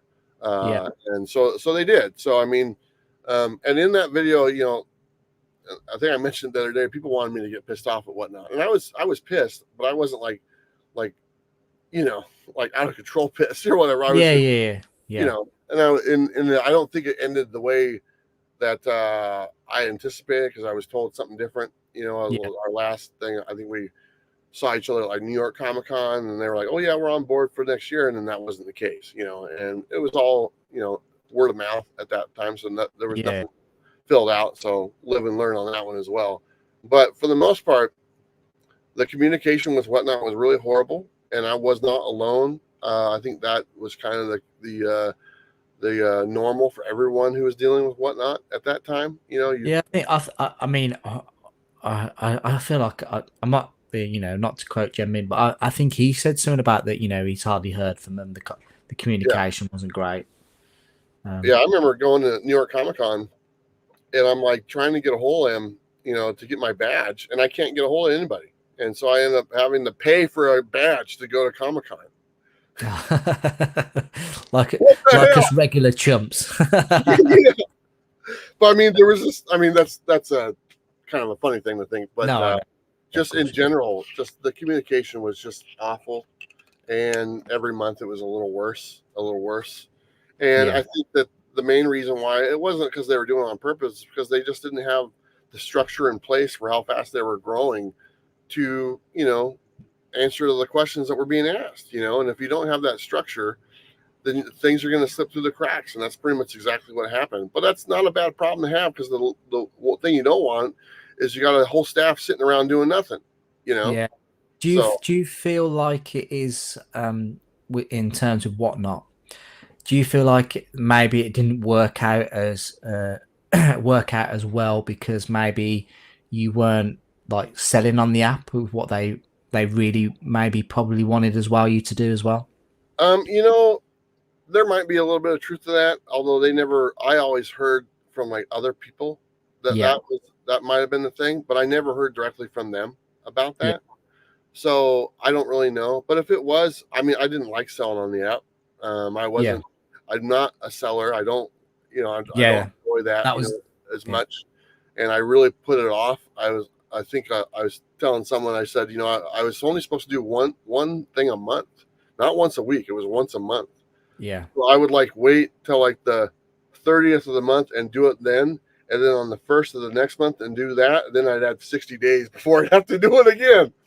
so I did that for like 6 months and You're a stuff. bad boy, you are. You're a bad boy. So I'm done. I'm done. Yeah. And but it's just I just wasn't. For one, it was really difficult for me to ship stuff and carrying a bunch of boxes and shit. Yeah, in of my course, bus, yeah. and finding some random post office out in the middle of nowhere to ship this stuff. So I'm like, this is really an inconvenience. So Yeah. I really, kind of let it slide by a little bit, So I'm a little bit guilty on that end, to be honest. Yeah. But yeah, it is what it is. So Yeah, because I remember Jem saying pretty much the same, that he's not a seller of comic books, so he was never as quite as into that as well. yeah, But Tom is a great salesman in terms of yeah, selling comics. You can really see that in his in his Whatnot stream. So he's he been doing that his whole life. yeah, I was gonna say he's very much like, for me, he's like one of the faces of Whatnot. So he's got, he mentioned last week actually that Whatnot are one of the best sponsors he's or organizations he's ever worked with, because they've allowed him to do Crashdown, and it's really worked out well for him. But it's just a shame that it didn't go so well for yourself, to be honest. It worked out for the best, because after it ended, Nick from Dynamite called me up a week later. That was going to be on to my next point. You now got this Yeah. thing going with Dynamite, yeah. Yeah. So I mean, if you just want to roll into that, but I mean, it's just yeah, of course, yeah. That was he called me like a week later after he saw that video, the video you mentioned and stuff, and he said, I really like the way you handle that video. People were expecting probably something else, but I can respect your talking points on it and stuff. And I'll be honest, when I made that video, I mean, that was me, but I was also like, well, shit, I got to get other people on board. And this is also a commercial, like, hey, guess what's available, stuff. And it worked, and so Dynamite came on board like a week later, and we're about 2 years into that. And I'd much rather be a promoter of a publisher. And that's what I am. I promote, go to your comic shop and buy Dynamite books when they come out. That's I'd much rather do that than, here's a stack of books. I don't even know what they are, and I'm selling them on an app to people, and they're bidding it up or whatever it is. I'd much rather just tell people to go to their comic shop, because that's the original goal Yeah, of doing the YouTube channel, is getting the people in the shops. yeah, And exactly. Yeah. So having Dynamite on board, and they pretty much took the role of Whatnot, and then we've had some other stuff as well, through them, and so it's worked out pretty good. So I mean, there's always some bumps in the roads, and stuff, but for the most part, I wouldn't switch it with anything else by far. That's like you say, like life is a lesson, and it's experience that's gained, whether it's negative or positive, and you learn from those situations. So it's good to see that you have like a positive relationship with a new sponsor like Dynamite, and I believe Gem Mint has recently he's been sponsored. He started doing videos now on them as well. Yeah, I know that Gem, because both me and Gem did business with Dynamite before. Like I did a cover with Dynamite before they were a sponsor of the Bueller Bus and stuff like that. So we've done business in the past, and I know that Gem did a cover for Dynamite also. So he's got past business with Nick as well. So it was an easy decision to make, when you've worked with someone before and it went positive. Yeah. So I mean, now they're signing on for a long-term thing, and so I'm glad to have them aboard, and I've had others reach out as far as other sponsors and stuff like that, and because I have like a proposal that I give to them, this is what I can offer and stuff like that, and depending on the size of the company, the price is adjusted, obviously. Of course, yeah. Dynamite can probably pay more than what Black Box Comics can, as far, but no, all my sponsors for the most part, even the Whatnot thing, now that I look back at it, it's been a couple of years, it wasn't like bad. It was just the communication was just not there. I don't have any ill will towards anyone there, No, and you know that video, you're exactly the same as you are now. So yeah. So I see the value in the Whatnot app, because I've been to stores that use it to supplement the income for the stores, and that doesn't get talked about a lot. They're always like, oh, these Whatnot flippers and all this stuff. Yeah, there's that part, but there's also the store that's in the middle of nowhere that is trying to keep the doors open, and now there's this other platform that they can use to make some more sales and some of the stuff they got left over. Yeah, I mean, it is a very innovative application for selling. It is it's very quick and easy to do. Just you don't even have to pre-post the books. You can just put comic on screen, sell that, next one. There's not really much. I mean, I've never sold on there. I've just obviously bought, but it is a very good application in terms of that, and I think it's very easy to it's very easy to get addictive as a buyer, because addicted, because it's very easy to purchase comics or any sort of collectible on there. Yeah, but, for the record, I don't have the app on my phone anymore.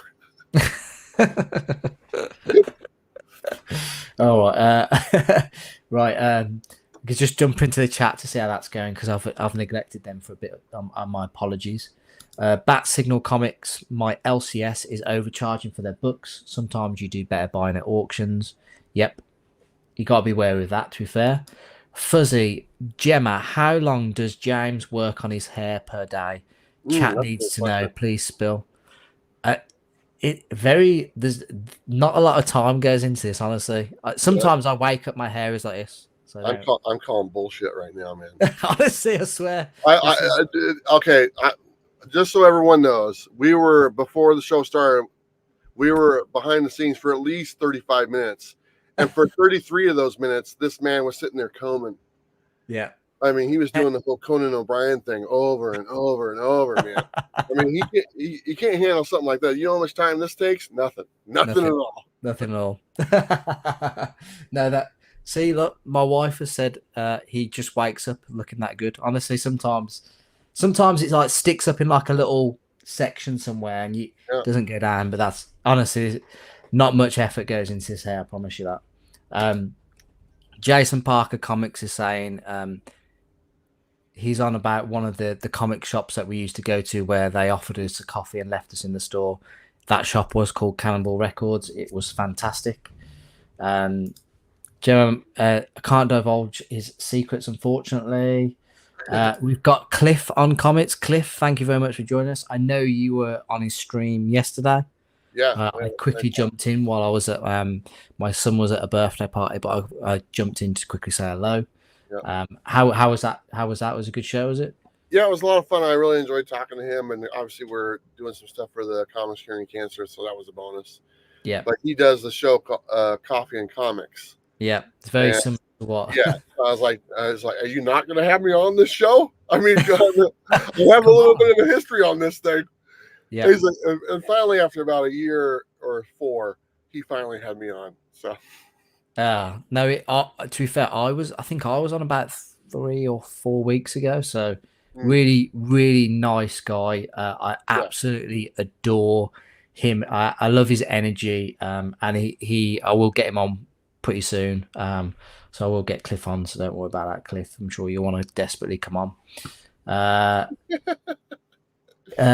Gemma is the voice of reason and the keeper of secrets. Gemma Mack.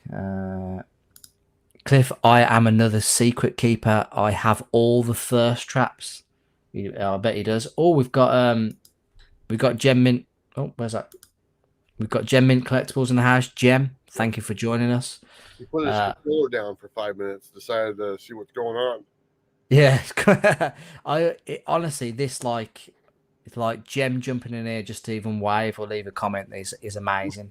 We always whenever me and Robbie get together, we'll always send Gem a message like, "Hey man, we're out at the bar drinking, doing this, and what are you doing? Playing games and stuff."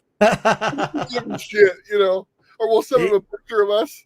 Yeah, I said this to him the other night. He was on the other night, and I said, my kids watch YouTube and they watch other people, like grown adults playing games or whatever. And I'm like, how do you do this? But I don't understand it because I'd rather be playing the game myself. But I regularly find myself, I don't know if it's because, I'm quite friendly with Gem now, but I regularly find myself jumping in and watching his live video streams. It's crazy. Yeah, I'll jump in just to say hello to him and stuff like that. But yeah, I know what you're talking about. I used to be a big gamer and stuff, and I don't have any attention for any of that stuff anymore. No. I think what it is I'm not necessarily bothered about what he's playing, but it's more so the interaction with just having a chill conversation, listening to him talking about whatever topic the chat is talking about, which I think is good. We've got that whatnot looks like a 20-inch cab over RV. I don't know what. Guessing he's on about the van. Yeah. We've got Alex. Thank you very much for joining us. Really appreciate it, buddy. Hope you're enjoying the show. Mine was on a day-to-day basis. Was that the whatnot contract? I think that's what he was talking about. Yeah. People don't know this, but Gem Mint's contract with whatnot was actually the only 6-figure contract there was. Wow, that's our boy Gem Mint. And it was a day-to-day contract, so he was doing all right. He was doing all right. That basement had to get funded somehow, buddy. Oh man, quality, absolutely quality. Fuzzy has said that. Oh, a Sydney Sweeney ad. So he's not skipping. Okay. Why get you on the app if you're not a seller? Seems like a strange decision. I think it's pretty much it was the advertising side of it across the country because you were going advertising, and the guy behind reaching out, he goes by Mr. Bolo. I can't remember his name, but he knew me beforehand. Okay. Yeah. So we'd done some stuff together. So he knew me. So he knew it's like, hey, who are you going to reach out to? Are you going to reach out to? The whole goal is to get your name out there, whatnot. Okay.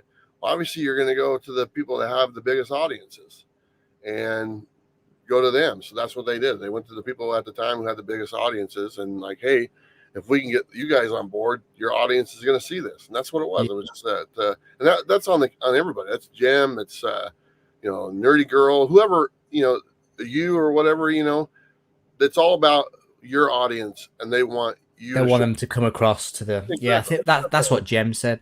Obviously because he's got like 160,000 followers, subscribers on YouTube. It was that's probably why it was so lucrative. I'm guessing for him to jump. No, I think it might have been a 7-figure contract. I might have got that wrong. Well, if he, I'm sure Jem is an open book, so I'm sure he will divulge that. But Derek, again, I'm pretty sure Derek, right, is some sort of investigative journalist or something like that, because he asks these incredible questions. Is there a reason why these whatnot contracts were hidden until recently? Not just Travis, but for Jem and Comic Tom 101, etc. Do you mean in terms of people didn't talk about like their all the figures? I don't know. Is that I'm guessing he's talking about either people being so honest about having a contract with them, or is he talking about how much they were exactly being paid? I don't know. Well, mine was wide open. Everyone knew I was under contract. I mean, I told them, say, hey, we just signed a 1-year deal with whatnot. I mean, like I said, it was quite a bit different than everyone else's. So there's kind of, I'm not going to be able to hide my whatnot contract. It's literally on the side of a 20-foot bus. Of course, yeah. So it's like, if that is the case that people were trying to hide it, I'm going to fail that miserably if that was my goal. So I was up front. But as far as like the whole, were they hiding it, I don't know if that was the thing. Like I said, I don't know other people's contracts, whether they were under contract or not. That wasn't a conversation. When I talk to Tom, I don't talk to Tom about comic books. I talk to Tom about, man, what were you doing, man? What's going on?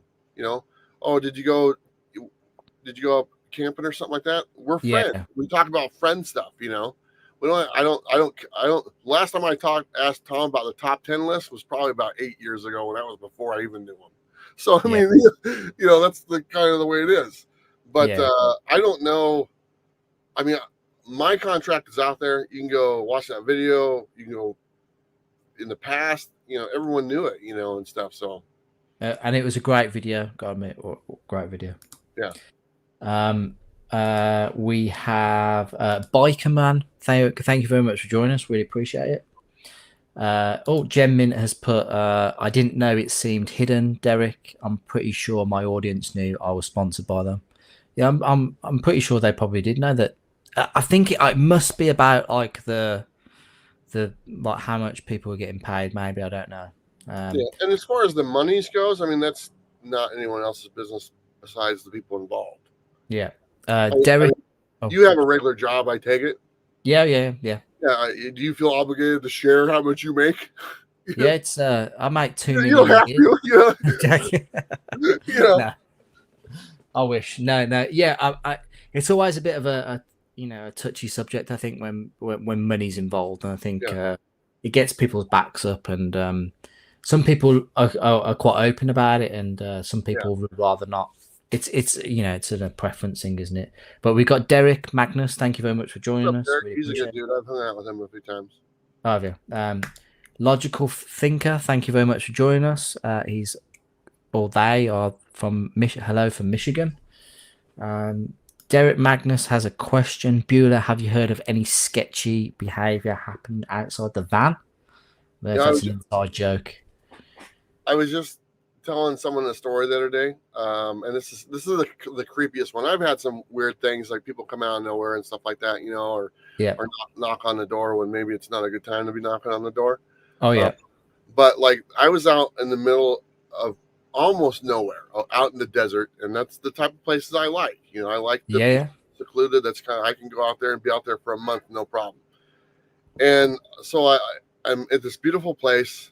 I go to bed at night. Okay, I wake up the next morning. I step outside my door, and laying on the ground are 3 cigarette butts that were not there the day before. Oh my gosh!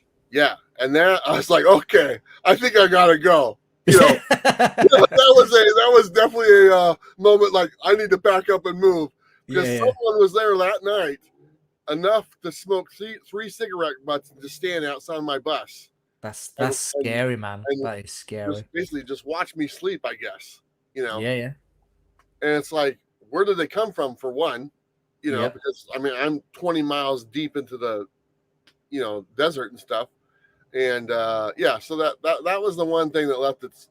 I was like, okay, I got to get out of here. I actually, you know what? I think I've seen this movie. They climbed underneath and were holding on to the man at the bottom, waiting Yeah. for the opposite. Joking. You probably ran him over, mate. Maybe that's what it was. He's just having his last couple of cigarettes before. Yeah. Reston has put, how's both your experiences been since you started your channels? Does YouTube stop any of your videos from publishing? No, I've never really had any issues as far as like the stuff I mean, my stuff is pretty tame. I've never used copyrighted music. I've never used a clip of anything of any length. A lot of people say, oh yeah, you can show a clip of a movie for like 5 seconds. You actually can't. You're actually not supposed to. It's just harder for them to detect. So I've never like used anything that's copywritten at all. And so I've never had any problems with videos being taken down. I've taken videos down myself. I was like, oh, this is old, or whatever, or redone a video and stuff like that. Yeah. But I've never had any problem, except for I did a video for Dynamite on one of their things. And the book was, I can't remember the name of it. It was a little bit risky. And I had the link in the description. Yeah. And the link took you to the Kickstarter and stuff, and that link actually got that video kicked. Oh wow! That link, was like... it was somewhat of an adult book. Yeah, of course, yeah. But just that link that was on there was no pictures in the video or nothing like that, qualified for it to get a strike. And actually, I think we all got it. I think like me and Robbie did a video on it. The EXP did it, and a couple other people. Brian. Yeah, they all got taken down. So, and I don't monetize all my videos, and a lot of people ask me, why don't you do that? And I go, I just don't. Like I don't monetize any of my interview videos, and I don't monetize any of my videos I do with Dynamite, like when we do the claim sales on Thursday. Okay. So I just so for me, having it taken down, I don't care. It doesn't make me any money anyway. So whatever, right? Yeah. No, the only times I've had like copyright or anything like that is when I film comic book shops and they've got music playing on in the background, and it's like, oh, you can't use that, you can't put that on and stuff like that. That's the only times really where I've had an issue. Yeah. Actually, back in 2021, I don't know if you've seen this recently on when you've been on like the YouTube Studio app, but there's been like a notification to say that channels have been taken down because of scam and deceptive practices or something like that. I think I saw something on, like, somebody posted something on Instagram the other day, like their channel got taken down and then they got put back up like a day later or something like that. Yeah, well, that literally happened to this channel in 2021. So like it got took down and it said you breached a community policy, and it was for scams, deceptive policies, or something like that. And at the time, I was not like a YouTube partner. I wasn't in the partner program, so I couldn't speak to YouTube and say like what was the problem. So all it was like I had to appeal, and like the appeal takes like 30 days. You can't.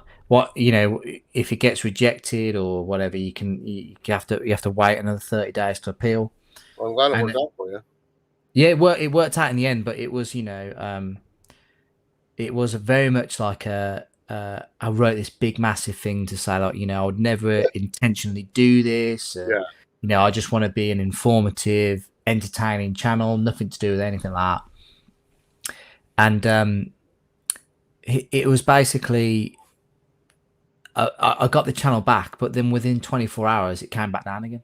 That's crazy, man. Because it's like it's almost like bots reviewing something, and so I was like, oh my god, I've got to appeal again, and like I put, luckily Luckily I've been good. I haven't had any problems at all. I mean, like I said, The very first problem I ever had was that video I just did, and that was like 2 months ago. So I've skated 7 years without any strikes or nothing like that, and like I said, I didn't really give any opportunity to get one. So I mean, you just avoid it in steps. Yeah. No, but it's worked out well in the end, so I'm glad about that. Yeah. But Derek has put Travis don't smoke, so yeah, that was definitely creepy. That story was. Yeah. Derek has put, I just mean the contract making you essentially a salaried employee of Whatnot rather than a partnership. Everyone knew about the partnerships with affiliate links. Not sure everybody knew about the contracts. Oh, so that's what it basically means. Yeah. Well, the one thing I never do, I don't do affiliate links on any of my sponsorship deals I've done. I've always went the route of, here is a monthly salary or whatever stipend, whatever you want to call it. Like I said, that adjusts depending on the size of the company. So it's a guaranteed like monies, like a set amount every month. And then luckily with Dynamite, I get a percentage of the claim sales that we do. Yeah. But everything else, like my other sponsors, like even Whatnot, Comics on Coffee, Black Box Comics, even though I have like links and codes for like the save money on there, I don't get a kickback for those. I've never wanted that. I just I want a set price and I want a guarantee for at least 12 months. If you can guarantee me, let's just say $100 a month for 12 months, that's all I want. Okay. Yeah. Does this work for you? Or if you can guarantee me $1,000 a month for 12 months, that'll work. Okay. As far as like affiliate links, I mean, there's links to all the products, but I don't get any type of kickback for any of that. I never have. Yeah, I mean, I think, like I've mentioned this plenty of times before on the channel. I think having a bit of transparency on as being on this platform or have a social media influencer, it goes a long way. And I think especially in this community, people we're all lovers of comic books, superheroes. Everyone wants to be seen to be doing the right things. I've mentioned this loads of times before, so I think that little bit of transparency, I think it really reflects well on the influencers, and I think that people like Derek really like to see that side of it, I'm guessing. Well, a lot of things when you're sponsored by someone, they send you their product, okay, and you have their product. Well, yeah. There's not a product we want. Not. I don't have an address. Yeah. Okay, so it's very hard to send me a bunch of. Oh, they're gonna give them a bunch of product to Shield or whatever you want to call it. I don't get product because I don't have anywhere for you to send it. Yeah. I just did that comic capsule thing. Oh yeah. Yeah. So the comic capsule guys, turns out one of them is a really good friend of mine. I didn't know he was involved with it, but he is. And so he gave me a pack of the comic capsules and stuff, just to take a look at them. And so I'm like, oh man, they're cool, and I went to a comic shop and I was like, I kind of showed them to the shop. I said, this is kind of cool. You guys can check it out and stuff. And they ended up making an order and bought some through Comic Capsule. So Comic Capsules, the guys sent me a message and say, hey man, we'd like to send you a commission pack of the things for getting this. Like I said, keep them. I don't want them. they're like, what? I go, yeah, I don't want them. I go, I really don't have an address. So, I mean, I go, as long as I can just help you get the word out, that's good enough. I don't care. I can send them to someone else, They're like, okay. Like, yeah, don't worry about it. Yeah, I gotta admit that I do like the look of those comic capsules, but we don't really have, they would cost a fortune to ship here, and we'd have to pay taxes and stuff on import tax on them as well. But we do have like something similar called Comic Concept, like magnet holders where they're just like they slot together. They're almost like a slab, and they're quite heavy, but they're just as good, I imagine. But yeah. James Copley, money just causes jealousy, just like when flippers get asked about how much they pay for their books. It certainly does. Has anybody ever said you sound like Jeff Bridges? No. But I'll take it. I'm assuming that they're definitely talking about you and not me. I don't. They're talking both of us. No, no, it's definitely not me because I don't think Jeff Bridges speaks with this accent. um, Two Gun Pedro, thank you very much for joining us. Station MJ Comics, I'm here to support Bueller. Really appreciate you jumping in, buddy. Really appreciate it. He's another guy I got to meet in person. He was just a regular viewer of my channel, and then Oh wow, I got to meet him in person. I don't know how much he wants me to divulge as far as where he's from, but we went, had lunch together, hung out together. oh cool, Awesome guy. that's Guy. awesome, absolutely awesome. So we have moving on to the next section, Travis. I hope you don't mind me asking this. I did, we talked about this backstage, but recently, I want to say, was it about a month ago? You were on. I'm a massive fan, right, of Comic Journey CJ's channel. I love his interviews. He's for me, his interviews are the best for me because he asks stuff that I wouldn't, maybe ask necessarily myself. He's not that good. No, but I think he's fantastic, and he has his Insomniac Theatre live streams, and you were on one time, and I remember it was like I was having breakfast and I was watching, interacting in the chat. You were on it. What a great breakfast conversation to be a part of. Oh, I know it was. It was crazy, and I think I messaged CJ afterwards. I was like, oh my god, what is this? Because I only really started watching Comic Journey probably about not long before that. Yeah.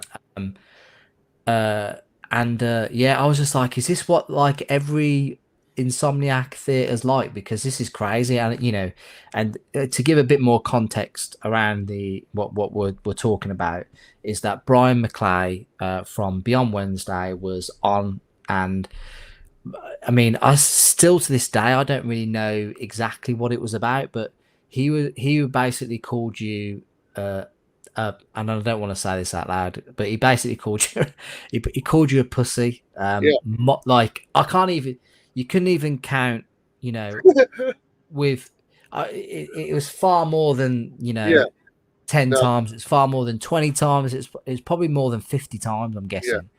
I think it was probably about 9 o'clock in the morning. I was thinking, what is going on? Jesus, I'm sorry. No, it's okay. It's all right, and let me just get rid of the banner. But I was actually, this is at the precise moment, and I was like, oh my gosh, this is awkward for CJ because he's just hosting, this a stream, and it kicks off a little bit, and I don't know, I hope at some point, Brian comes onto the channel and gives his side of the story, or because I don't want to cause any more tension between the two of you or anything like that. But what exactly was that about? Like what I know it's something to do with a video you posted. You were asking people a question if they wanted something to do with Neil Adams or something like that. Well, I'll tell you exactly what apparently this is about. Okay. Yeah. Whether there's more to it, that's up to him to decide. But if this is what it's about, this is exactly what it's about. So a long time ago, I made a video with Neil Adams. Fantastic artist. And did an interview with him, and it's a 2-part interview. One of it was about his comics. Yeah. And at the time, he was very political, and it shifted to a political conversation about the current president at the time, Donald Trump. Okay.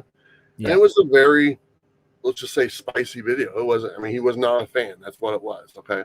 Okay. And then when that video released like 6 years ago, okay, this is when it came out 6 years ago, that I did 2 parts. I did the regular comic book video part, which is still available. You guys can still go watch that one. I left that one up. And then I put out the political one separate. And of course, like we talked earlier, people are going to be divisive and stuff. That's what it is and everything.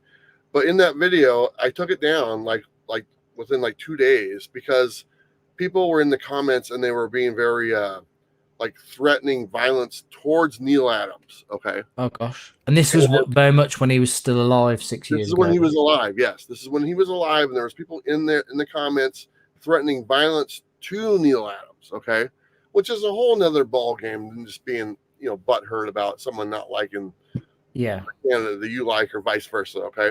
So I ended up taking the video down, okay, and it's been private for 6 years. I started my channel. I just, I've obviously moved on. There's 1,000 videos in front of it now, Yeah. And before I did that post, the day before I was making a playlist of all my interview videos, because I do a lot of creator interviews. And when you're on your own channel, you can see all of your videos, the privates, the unlisted and stuff, they all show up. And so I see that video still in the private, the Neil Adams one. And I'm like, you know what? I wonder if people would be interested in seeing this video. Okay. Yeah. Neil Adams is no longer with us. He's passed away a couple years ago. Yep. The reason I took it down would not be a issue because, obviously. And so I'm like, well, let me just ask my audience what they think. Yeah. And so I had the thumbnail. I put the thumbnail on there and I said, hey, I am not a political person. I don't care who you vote for. That's not what this is about. But I did this interview with Neil Adams 6 years ago. If you'd be interested in watching it, please let me know in the comments down below. If not, that's fine as well. Yeah. So I put that post on my Instagram. A lot of people commented. Most of it was all show the video. Okay. Yeah. It was like 80% show the video. Because obviously, as comic book, enthusiasts, Neil Adams is one of the best, one of the best comic book artists that, we've had the pleasure of having his artwork, and they presumably we want to hear what he has to say. Yeah.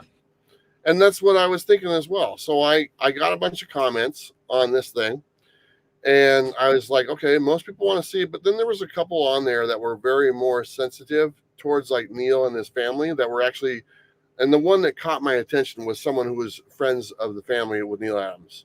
Okay. And he had said something, and it wasn't a negative comment. It was like, you know what? It's like, hey, I appreciate you posting this, but in the long run, probably Neil Adams' family wouldn't really enjoy this. Appreciate this and stuff. And he put it in a very kind way, in a very thought out way.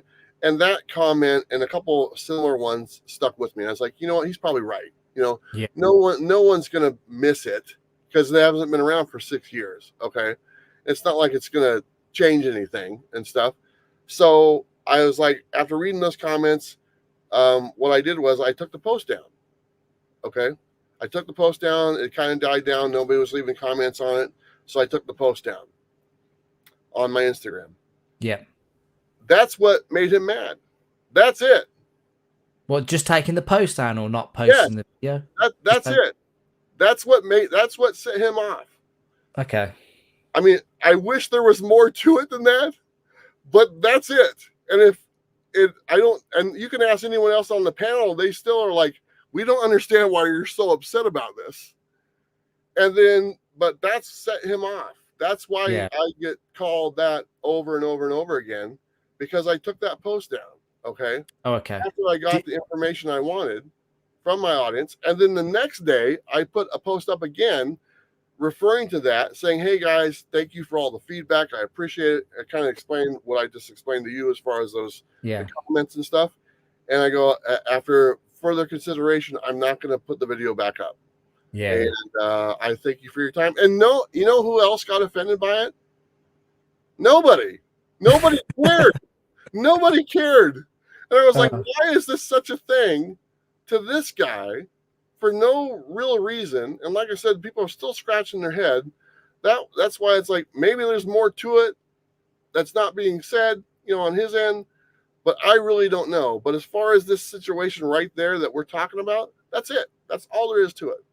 I mean, again, Brian, if you watch this or you're watching now or whatever, I'd love to come on and explain his half of it. But it's is it to do with like do we think it's like the political aspect to it, or do you think he is like a big Neil Adams fan and he just wants more? I don't know him well enough to comment on either of those, to be honest. So you haven't, since that interaction with you two on the live, you've not communicated that side of this. No. No.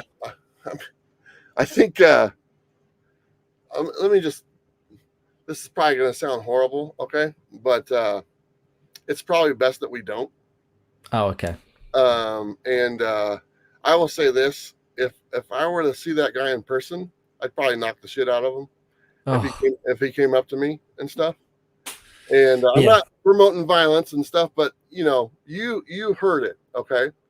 And to say like those are kind of fighting words, that's kind of what those are, okay? Yeah, I think. So the best thing for him to do, and for both of us to do, is just to stay apart. Yeah. So no, that seems sensible to me, and I it's just come flooded back to me now. Actually, I think we discussed this on with I was on Sticky Goose's channel with Jen Mint, and we were talking. I think we were literally talking about this whole scenario, and Sticky and Jem were pretty much saying, if somebody calls you that word, those are fighting words. Yeah. And I was like, is it like, like I think in our country, that's right. I remember that. It's not really like somebody calls you that. It's not really, you like, there's much worse words that could be said. But but yeah, it was. I mean, and again, it's probably a cultural thing for me. It was bizarre for me to hear like just repeatedly like I don't I don't understand why you're so aggravated about this whole situation, but the honest truth about it is I'm not worth his time and he's not worth mine, and I just kind of look at it like that, so it's like after that was done, I'm done. I'm not going to waste any more time. He did an interview, or he was on a thing with Swaggle and they talked about there. Yep. The only reason I knew about it is because Swaggle sent me a message, said, "Hey, by the way, this came up," and we talked. I was like, okay, and so I went and watched, because I know Swaggle. We've done stuff together. We did a panel together at San Diego Comic-Con. Yeah. And I was like, "Oh, I appreciate it." He's like, "Oh, it's nothing bad, but I just wanted to let you know that we did mention it." So I watched that, and that was it. I was like, okay. And I don't have a lot of time to just kind of waste on stuff like that. So I just, there's other things I like to do. Yeah. No, so just jumping in the chat, Derek has put James gonna do the McClay's been watching backstage, let's bring him out situation like Jerry Springer. That is not the case. As entertaining that'd be pretty hilarious. That would be pretty hilarious. And honestly, as far as the Brian guy, I wish him success, man. I mean, seriously, I hope he, I hope he finds his bliss as well. And that's the goal in life. And I hope he is on the path of doing that, or maybe he already has. I don't know. So yeah. No, but what I will say is I have watched his content and I do enjoy it. He seems like a really. It was a bit of. I mean, it was a bit of a bizarre thing. I don't know if it's because it was quite late in the, the morning for yourselves, or what, early morning. It did seem like maybe seemed a bit like out of character. I don't know, but again, would love to chat to him about it someday. But so Fuzzy has put clip it, get the sad music ready for the short. People keep taking the piss out of my shorts because I put a bit of sad music or. Yeah, no, I've seen them. Man. I know exactly what you're trying to do. So let's get a bunch of sensitive middle-aged men on here and make you cry. That's your hidden goal. The beauty about it all is that basically I edit them on like different applications, and the music is like suggested. Like it's nothing like I go looking for. So the best one that I choose is just what it's been suggested. Our friend Jen is in the chat. I just got a new job. MJ plays the sad music. Yep, 100%. I thought you were going to say Brian McClay was in the chat then. No, Jen from Comics Will Break Your Heart. Oh, is she joined? Where is she? Yeah. Oh yeah. Jen, thank you very much for joining. Really appreciate it. We did talk about you earlier, and Yeah, everyone sends their well wishes to you. I'm just gonna lay some flattery on her right now. I'm just gonna say what I said about her earlier. Jen, to me, she's beautiful. She's smart. She looks at life a unique way. Um, the very first day I met her, she stole my heart, and she hasn't let go. And I love her to death, Jen. Oh, So I miss you, and I look forward to getting back there and spend some time with my good friend. that's really nice of you to say, Travis. I'm sure she'll appreciate that. But thank you very much for joining, Jen, and I wish you all the best, honestly. Derek, again with the hard hitting questions. How do you choose where to stop? National parks, UNESCO, whatever that is.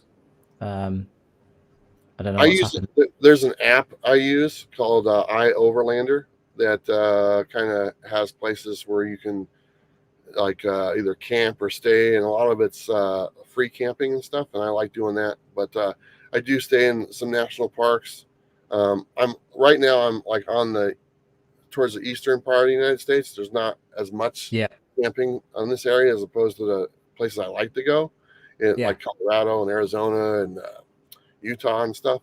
But so right now I'm kind of parking lot hopping until I get back. So like Walmart's and Cracker Barrel restaurants and stuff like that. So I what I will say is I went to Florida last year with work, and nice. I had the pleasure of I went out with a couple of guys from Texas, and they took me to Cracker Barrel, and I Okay, really enjoyed it, man. Like really? it What'd you have? was.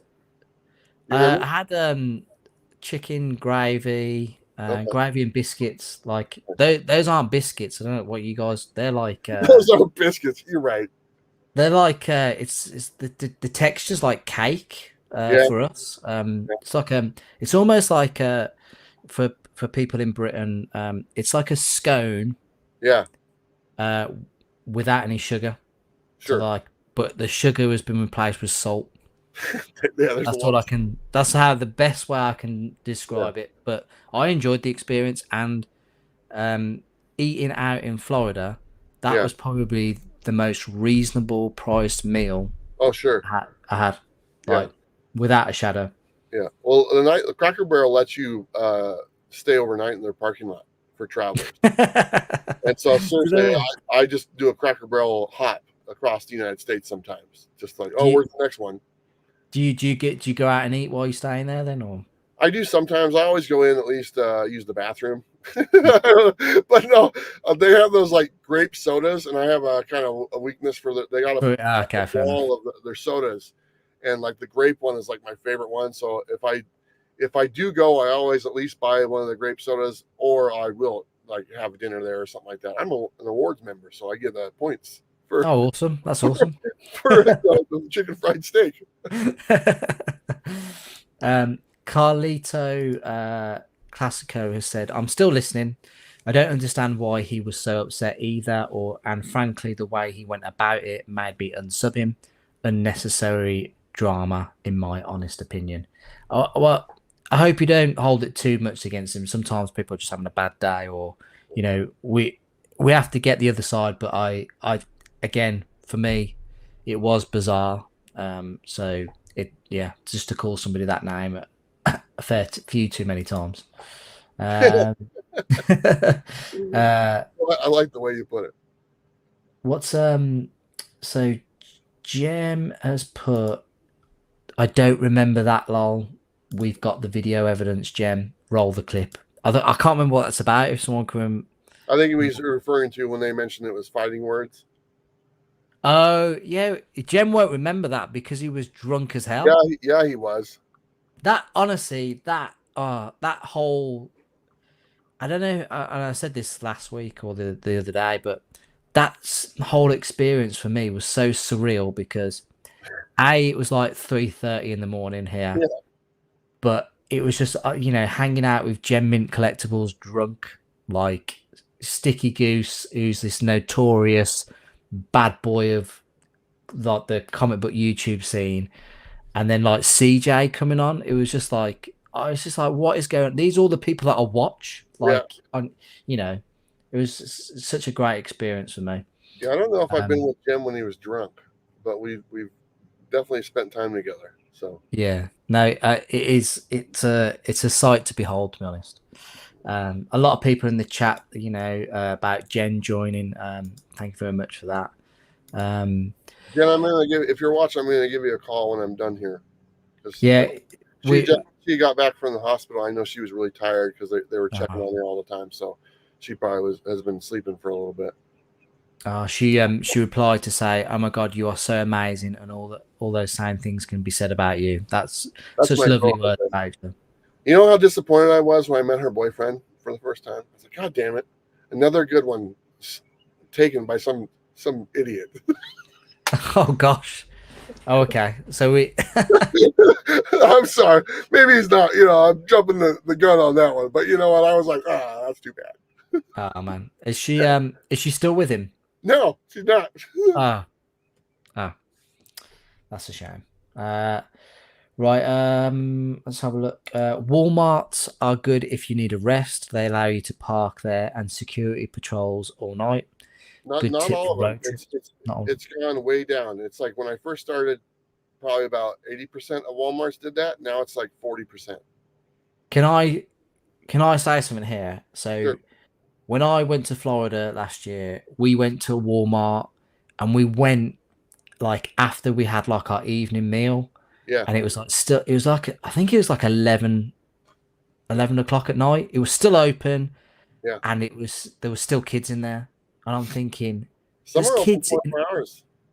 there's kids in a Walmart at like 11 o'clock at night. What is going on? Like it's like and it was like really busy, and I was just what's going on? It's crazy. They're making YouTube videos, jumping in the ball pits and stuff. Yeah, yeah, throwing balls at each other down Yeah. yeah. My wife is saying it's the biscuits are a savoury scone. That's very true. Travis, why haven't you made it to my local comic book shop yet? I've heard bad things. Oh, that's I probably don't because know. Carlito hangs there by me. I don't He's know. he's probably outside hanging about like Jay and Silent Bob. Yeah. He's asking the important questions. He's saying, Yeah. "Oh wow, what Yeah. a I saw that. fantastic achievement! That's That's awesome. amazing." They smashed the goal. Yeah. That's great. 50,746 and 54 cents. That's amazing.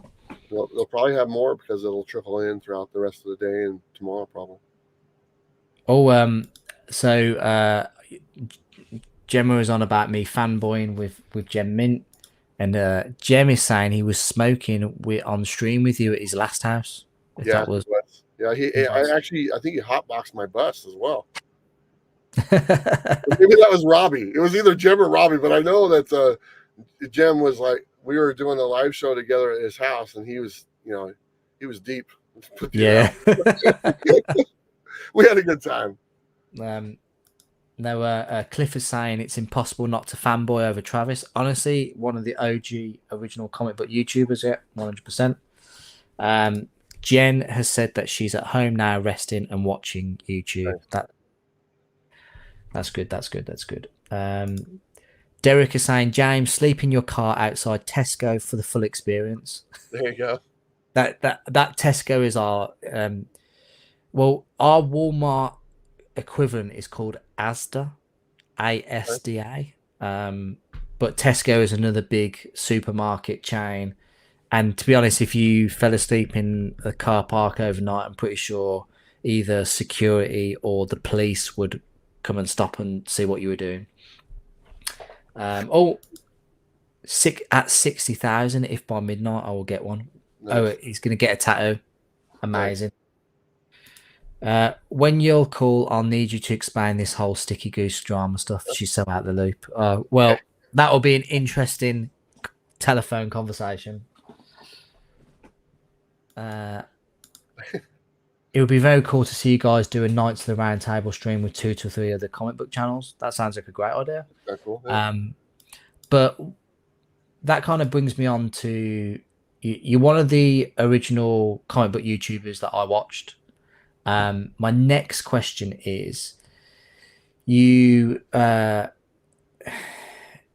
you basically commented on one of my videos, and I've seen it. You've talked about it in a few of your videos, and you talked about comics with Bueller leaving the comic book community. I hope you don't mind me bringing this up, but No, I'll get rid of the banner there so you can see this. But basically, you put I asked you if you fancy coming on for a chat at some point, and you put you'd like to do more appearances before you leave the comic book YouTube community. Why are you leaving, Travis? I kind of I feel as though my time here has kind of run its course, and my interests lay elsewhere. Like we talked about collecting, why I don't collect books anymore. So obviously my interests are going elsewhere. And ever since I've been traveling, my fitness, my health, and all that stuff, it's just I find myself being pulled in a different direction, and I want to see where that goes. If you follow my Instagram, people were commenting like, "How come you don't post comic book stuff on your Instagram anymore?" I don't do it very often. It's more like where I'm at, where I'm traveling, what I'm doing, and I'm really enjoying that. So it's like I sat down and I just thought to myself, I said, you know what, 50 is next year, okay? That's a good point to like, you know what, let's do a new chapter and see what we can do. And I'm planning a long hike next summer through the state of Oregon. So it's like 45 days out in the wilderness. So obviously I'm not going to be doing YouTube videos for comic books if I'm in the wilderness, you know, Yeah, of course. thing. So I'm like, that's a good time for me to stop. That's a good time for me to say, you know what? It's been almost 8 years by that point. Thank you so much for the opportunity to change my life. And, you know, it's time to move on down the road. And so that's kind of why I'm decided to kind of hang it up when I get to that point. And I feel as though I've left a mark, a positive mark. My kids are proud of me, which is really important for that. And I'm you recently have you become like a grandfather recently as well? Yeah, my daughter had my first grandchild a few months ago, and that's where I'm heading right now, that direction, to hopefully be there next weekend. But congratulations on that as a grandfather and your yeah, daughter. he's a cute little guy, so I'm looking forward to seeing him again. But you know, I'm like, now's the time to kind of see what else is on my horizon, because I don't want to miss anything. Yeah. And you know, between the years of 50 and 60, let's see what the hell we can do. Okay, and that's kind of the way I'm looking at it. And my years of the early 40s to 50, that was going back to comics. The years between 50 and 60, it's wide open. Let's go climb a fucking mountain and see what's up there. Yeah. So I mean, that's all there is to it, to be honest. So I'm still gonna do YouTube and stuff. I'm not gonna do comic book stuff anymore. I'll still make videos about my travels and stuff like that. And if people want to watch, they can. If they don't want to do, I understand. Maybe a different audience finds it and stuff. Will you? Sorry to interrupt you there, but will you start a new channel, or the van life, or is it No, I'll just use this one, but it won't be called Comics with Bueller. Okay. It'll be a different name, and I kind of have a name picked out, but I was thinking the other day, because the name Bueller was involved with it as well. I'm like, you know what? I think I might want to just get rid of that as well. Yeah. Just, you know, Travis, you know, and kind of that's who I am, you know, and stuff, and kind of see where that goes. So, but yeah, I think and I've told my sponsors this and stuff, you know, I let them know that July is probably the last month, you know, so you guys are only on the hook for another 8 or 9 months, whatever it is and stuff. You know, if you guys don't want to sponsor me after that, I get it. You know, there's no obligation to do it. You know, Travis travels. You know, that was actually something similar to that I was thinking. Yeah. But yeah, that's kind of why I've had a lot of fun, man. And I made a video. I don't know if you watched it, but it was called "How YouTube Saved My Life." And and if you want to see who I am, that's it. Just go watch that video. It's 20 minutes of me just laying it all out for you guys to watch from start to finish. You know, what has happened over the last 7 years. And it was all. That's Bueller's Day Off. That's a good name too. I think maybe he might know. Actually, here's the thing. It was the name I was going to go with was Bueller's Days Off. Yeah, that could work. Yeah. So, and I already looked, and it's still available, but it wasn't Bueller's Day Off because that one's already taken, obviously. But Yeah. Bueller's Days Off, because that's what it is. It's just me having a bunch of Just days add on off. the S. Yeah, just add on the S is all I need to do. Traveling with Travis, that's good. That's good. Yeah. Derek's saying it's a new chapter in the Travis trade paperback. There you go. But here's the thing, and maybe eventually I come back to comics. I'm not ruling it out. Yeah. If I get to 60, and if I don't feel the need to go hiking the state of Oregon anymore, I might want to sit down and read a book. And, maybe make a video about that book. So maybe that comes back around after 10 years or something. You never know. But no, I'm looking forward to it. And it was actually it felt pretty good to kind of let people know that this is what's been on my mind. Because a lot of things when I'm traveling, I'm by myself. I have a lot of time with my own thoughts. Yeah. And so it's been something on my mind for quite some time. And I finally kind of let the cat out of the bag. And it felt pretty good to do it. So. No, I'm really appreciative of you coming on here and to talk about this and to get one of the first comic book channels that I watched on YouTube to come on and talk and like to I feel a little bit emotional, to be honest, because I'm like listening to you talking about it's like as if it's the end, but it's almost like it's not the end. Oh, it's just I'm really excited. It's just a new chapter and a new beginning. That kind of brings me on to my final question, Travis. And my final question to you is, what do you want to be your legacy on the comic book YouTube community? My legacy, I just want people to know that my legacy is not what I am, what I've done. It's more like what people have done for me, if that makes any sense. It's like my legacy. I want people to know that you guys changed my life. You guys saved me. Okay. My viewers saved my life. That's the legacy that should be left.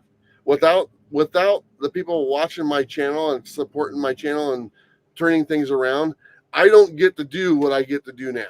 Okay. Yeah. So my legacy is them and what they did for me. That how YouTube changed my life video, that's my legacy right there. It's what they did for me. And because I don't take that for granted, man. I mean, it's little. I am not sitting here today if that didn't happen. I would probably be in the ground. Okay, and so it's pretty awesome. So I don't, and like I said, this new chapter is not available unless this happened. Okay. Yeah. So if I could do anything, and I said it just a little bit ago, my kids being proud of me and my family being proud of me, that means the world to me. Because I'm not a burden to them anymore. And I mean, I look back at that and I said, I was a burden to my family for many years. I wasn't pulling my own weight. I was kind of in a really bad place and stuff. And that's not the case anymore. So my two kids are proud of me. My family's proud of me. That's what's special, man. So, and along the way, I got to meet a bunch of really cool people and have a good time and make memories. And hopefully, I said this before, I hope I left it better than it was when I wasn't here. So leave it better than it was. I probably got that wording wrong, but it's something like that, Yeah. I think, overall for me, my experience of you is you have a very positive outlook on life. You're a very likable guy, and I think that the videos that you have done have inspired people to do things with their life, the way they collect, and I just want to thank you from the bottom of my heart, honestly, that I want to thank you for everything that you've done for this comic book community, and I'm rather selfishly don't want you to leave. You can call me anytime. But I don't want you to leave, but I'm also very excited and happy for you to do something different that's going to make you happy and enjoy life to the fullest. Yeah. No, but I appreciate you. I appreciate you giving me the opportunity to do those things. So no, it's again, it's fantastic to have you on here and to talk about such things. And we've got Comic Journey in the house side to right at the emotional arc of this whole thing. He just jumps in and he asks the question. I'm still on the fence about Comic Journey. I mean, how long do we have to stare at that guy's yellow finger before he? Oh yeah. Oh gosh. Like, come on, man, put a glove on or something. Ask Bueller what cities have the horniest groupies. Whatever city I'm in, that's it. whatever city CJ is not in. Whatever the city CJ's not in, and whatever city I'm in. It all happens as soon if he moves from one city to the other, it cracks off. Yeah. Reston has said that I would say to channels that are leaving or thinking of leaving YouTube, please post an on vacation blog for the subscribers. Sometimes we aren't always up to speed on what's going on. I've got to be honest. I think a lot of people with Reggie didn't know he'd left. Yeah. Well, he just put a thing on there and said, I'm done. Yeah. And I don't think that people read the community posts or, you know. And I messaged him. I go, what are you doing? He goes, I'm done. And he told me what was going on, and that's his thing to tell people, not mine. But I was like, oh, cool, man. All right. No, give me a call anytime. So we've chatted a few times since then. Yeah, no, that was crazy. I remember someone pointing out that a few months ago. Derek has said, James, we need one more Scottish accent before we adjourn. How about I can't do it. I love you, always have, always will from Braveheart. No, I can't do it. I can't do it on the spot. Honestly, sorry, Derek. Shauna Rain has put MJ Comix, your G, Gem Mint, your G. Also, I love comics and the truck man called to hello. Everyone on YouTube we're at Foes Comics and Collectibles, and people behind who collect them is cool. Shauna, thank you very much for joining. Really appreciate it. Comic Journey is asking, did I make you cry? I think I almost did. No, you didn't make me cry. I came in here with the I was ready for this shit. I was like, all right, yeah. I love this.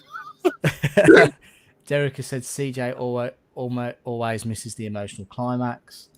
CJ, hope you're well. Reggie just said adios. Yeah, I've got to admit that adios is going to be forever stuck in my mind at the end of that Sticky Goose thing with Comic Tom, where he just goes adios at the end. That was brilliant. No, but now did you laugh out loud when Tom played the wah wah wah? Because I literally just busted up laughing. I was like, how the hell the world's aligned for that to happen? Yeah, the whole thing, like you couldn't have it, like Sticky's internet going out. You couldn't have literally, like, you couldn't have planned it. Like it stopped the second that Tom stopped talking. Yeah, and you could, at the time, I was like, oh my god, Sticky, what have you can't leave. I thought he was being like a petulant child, like, Yeah. But you can, if you go back and watch, you can see that he's literally frozen in time. Like his internet just went, but it was, like I'm actually in the chat going, Sticky, you got to come back. Like you can't just leave like that. Like you got to own it. You know what I mean? I can only imagine the panic. I mean, just like they were talking about the shit hitting the fan at the worst possible time ever. And, that room was probably total chaos for that 2 minutes and stuff. Oh, man. I don't wish that upon anybody. No, there was like, I think there was like 350 people watching it or something. There's like, actually, my wife has said you nearly made me cry, actually. I was getting a bit emotional, to be fair. Fuzzy saying, thank you, Travis, James, and Gemma. Jem has put, I thought Sticky played that until I saw another breakdown. I think a lot of people did too. That's why it's so funny. A Tom's got footy that rage board- quit. Tom's got that board right there on his table that plays all No, that. no, it was literally Tom's obviously got one of those like little is it a stream deck? Is it you can Yeah, I think that's what it's called. Yeah. you push the button, it'll play the sound. Yeah. Derek saying he thought he rage quit as well. My potato salad is extremely delicious. I'm Darth. I'm very, very Yes. glad that it's delicious for you, buddy. Comic Journey. Tom is diabolical. The Goose underestimated. The Goose should not exile himself. Totally agree. He just needs to change his content, I think, now from if he comes back. Sorry guys, my dyslexia is super bad, but I love to collect and share what you have.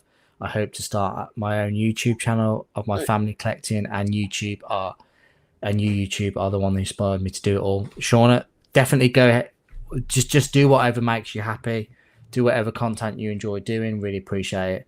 But Travis, you have been a fantastic guest. I've absolutely loved talking to you for 2.5 hours.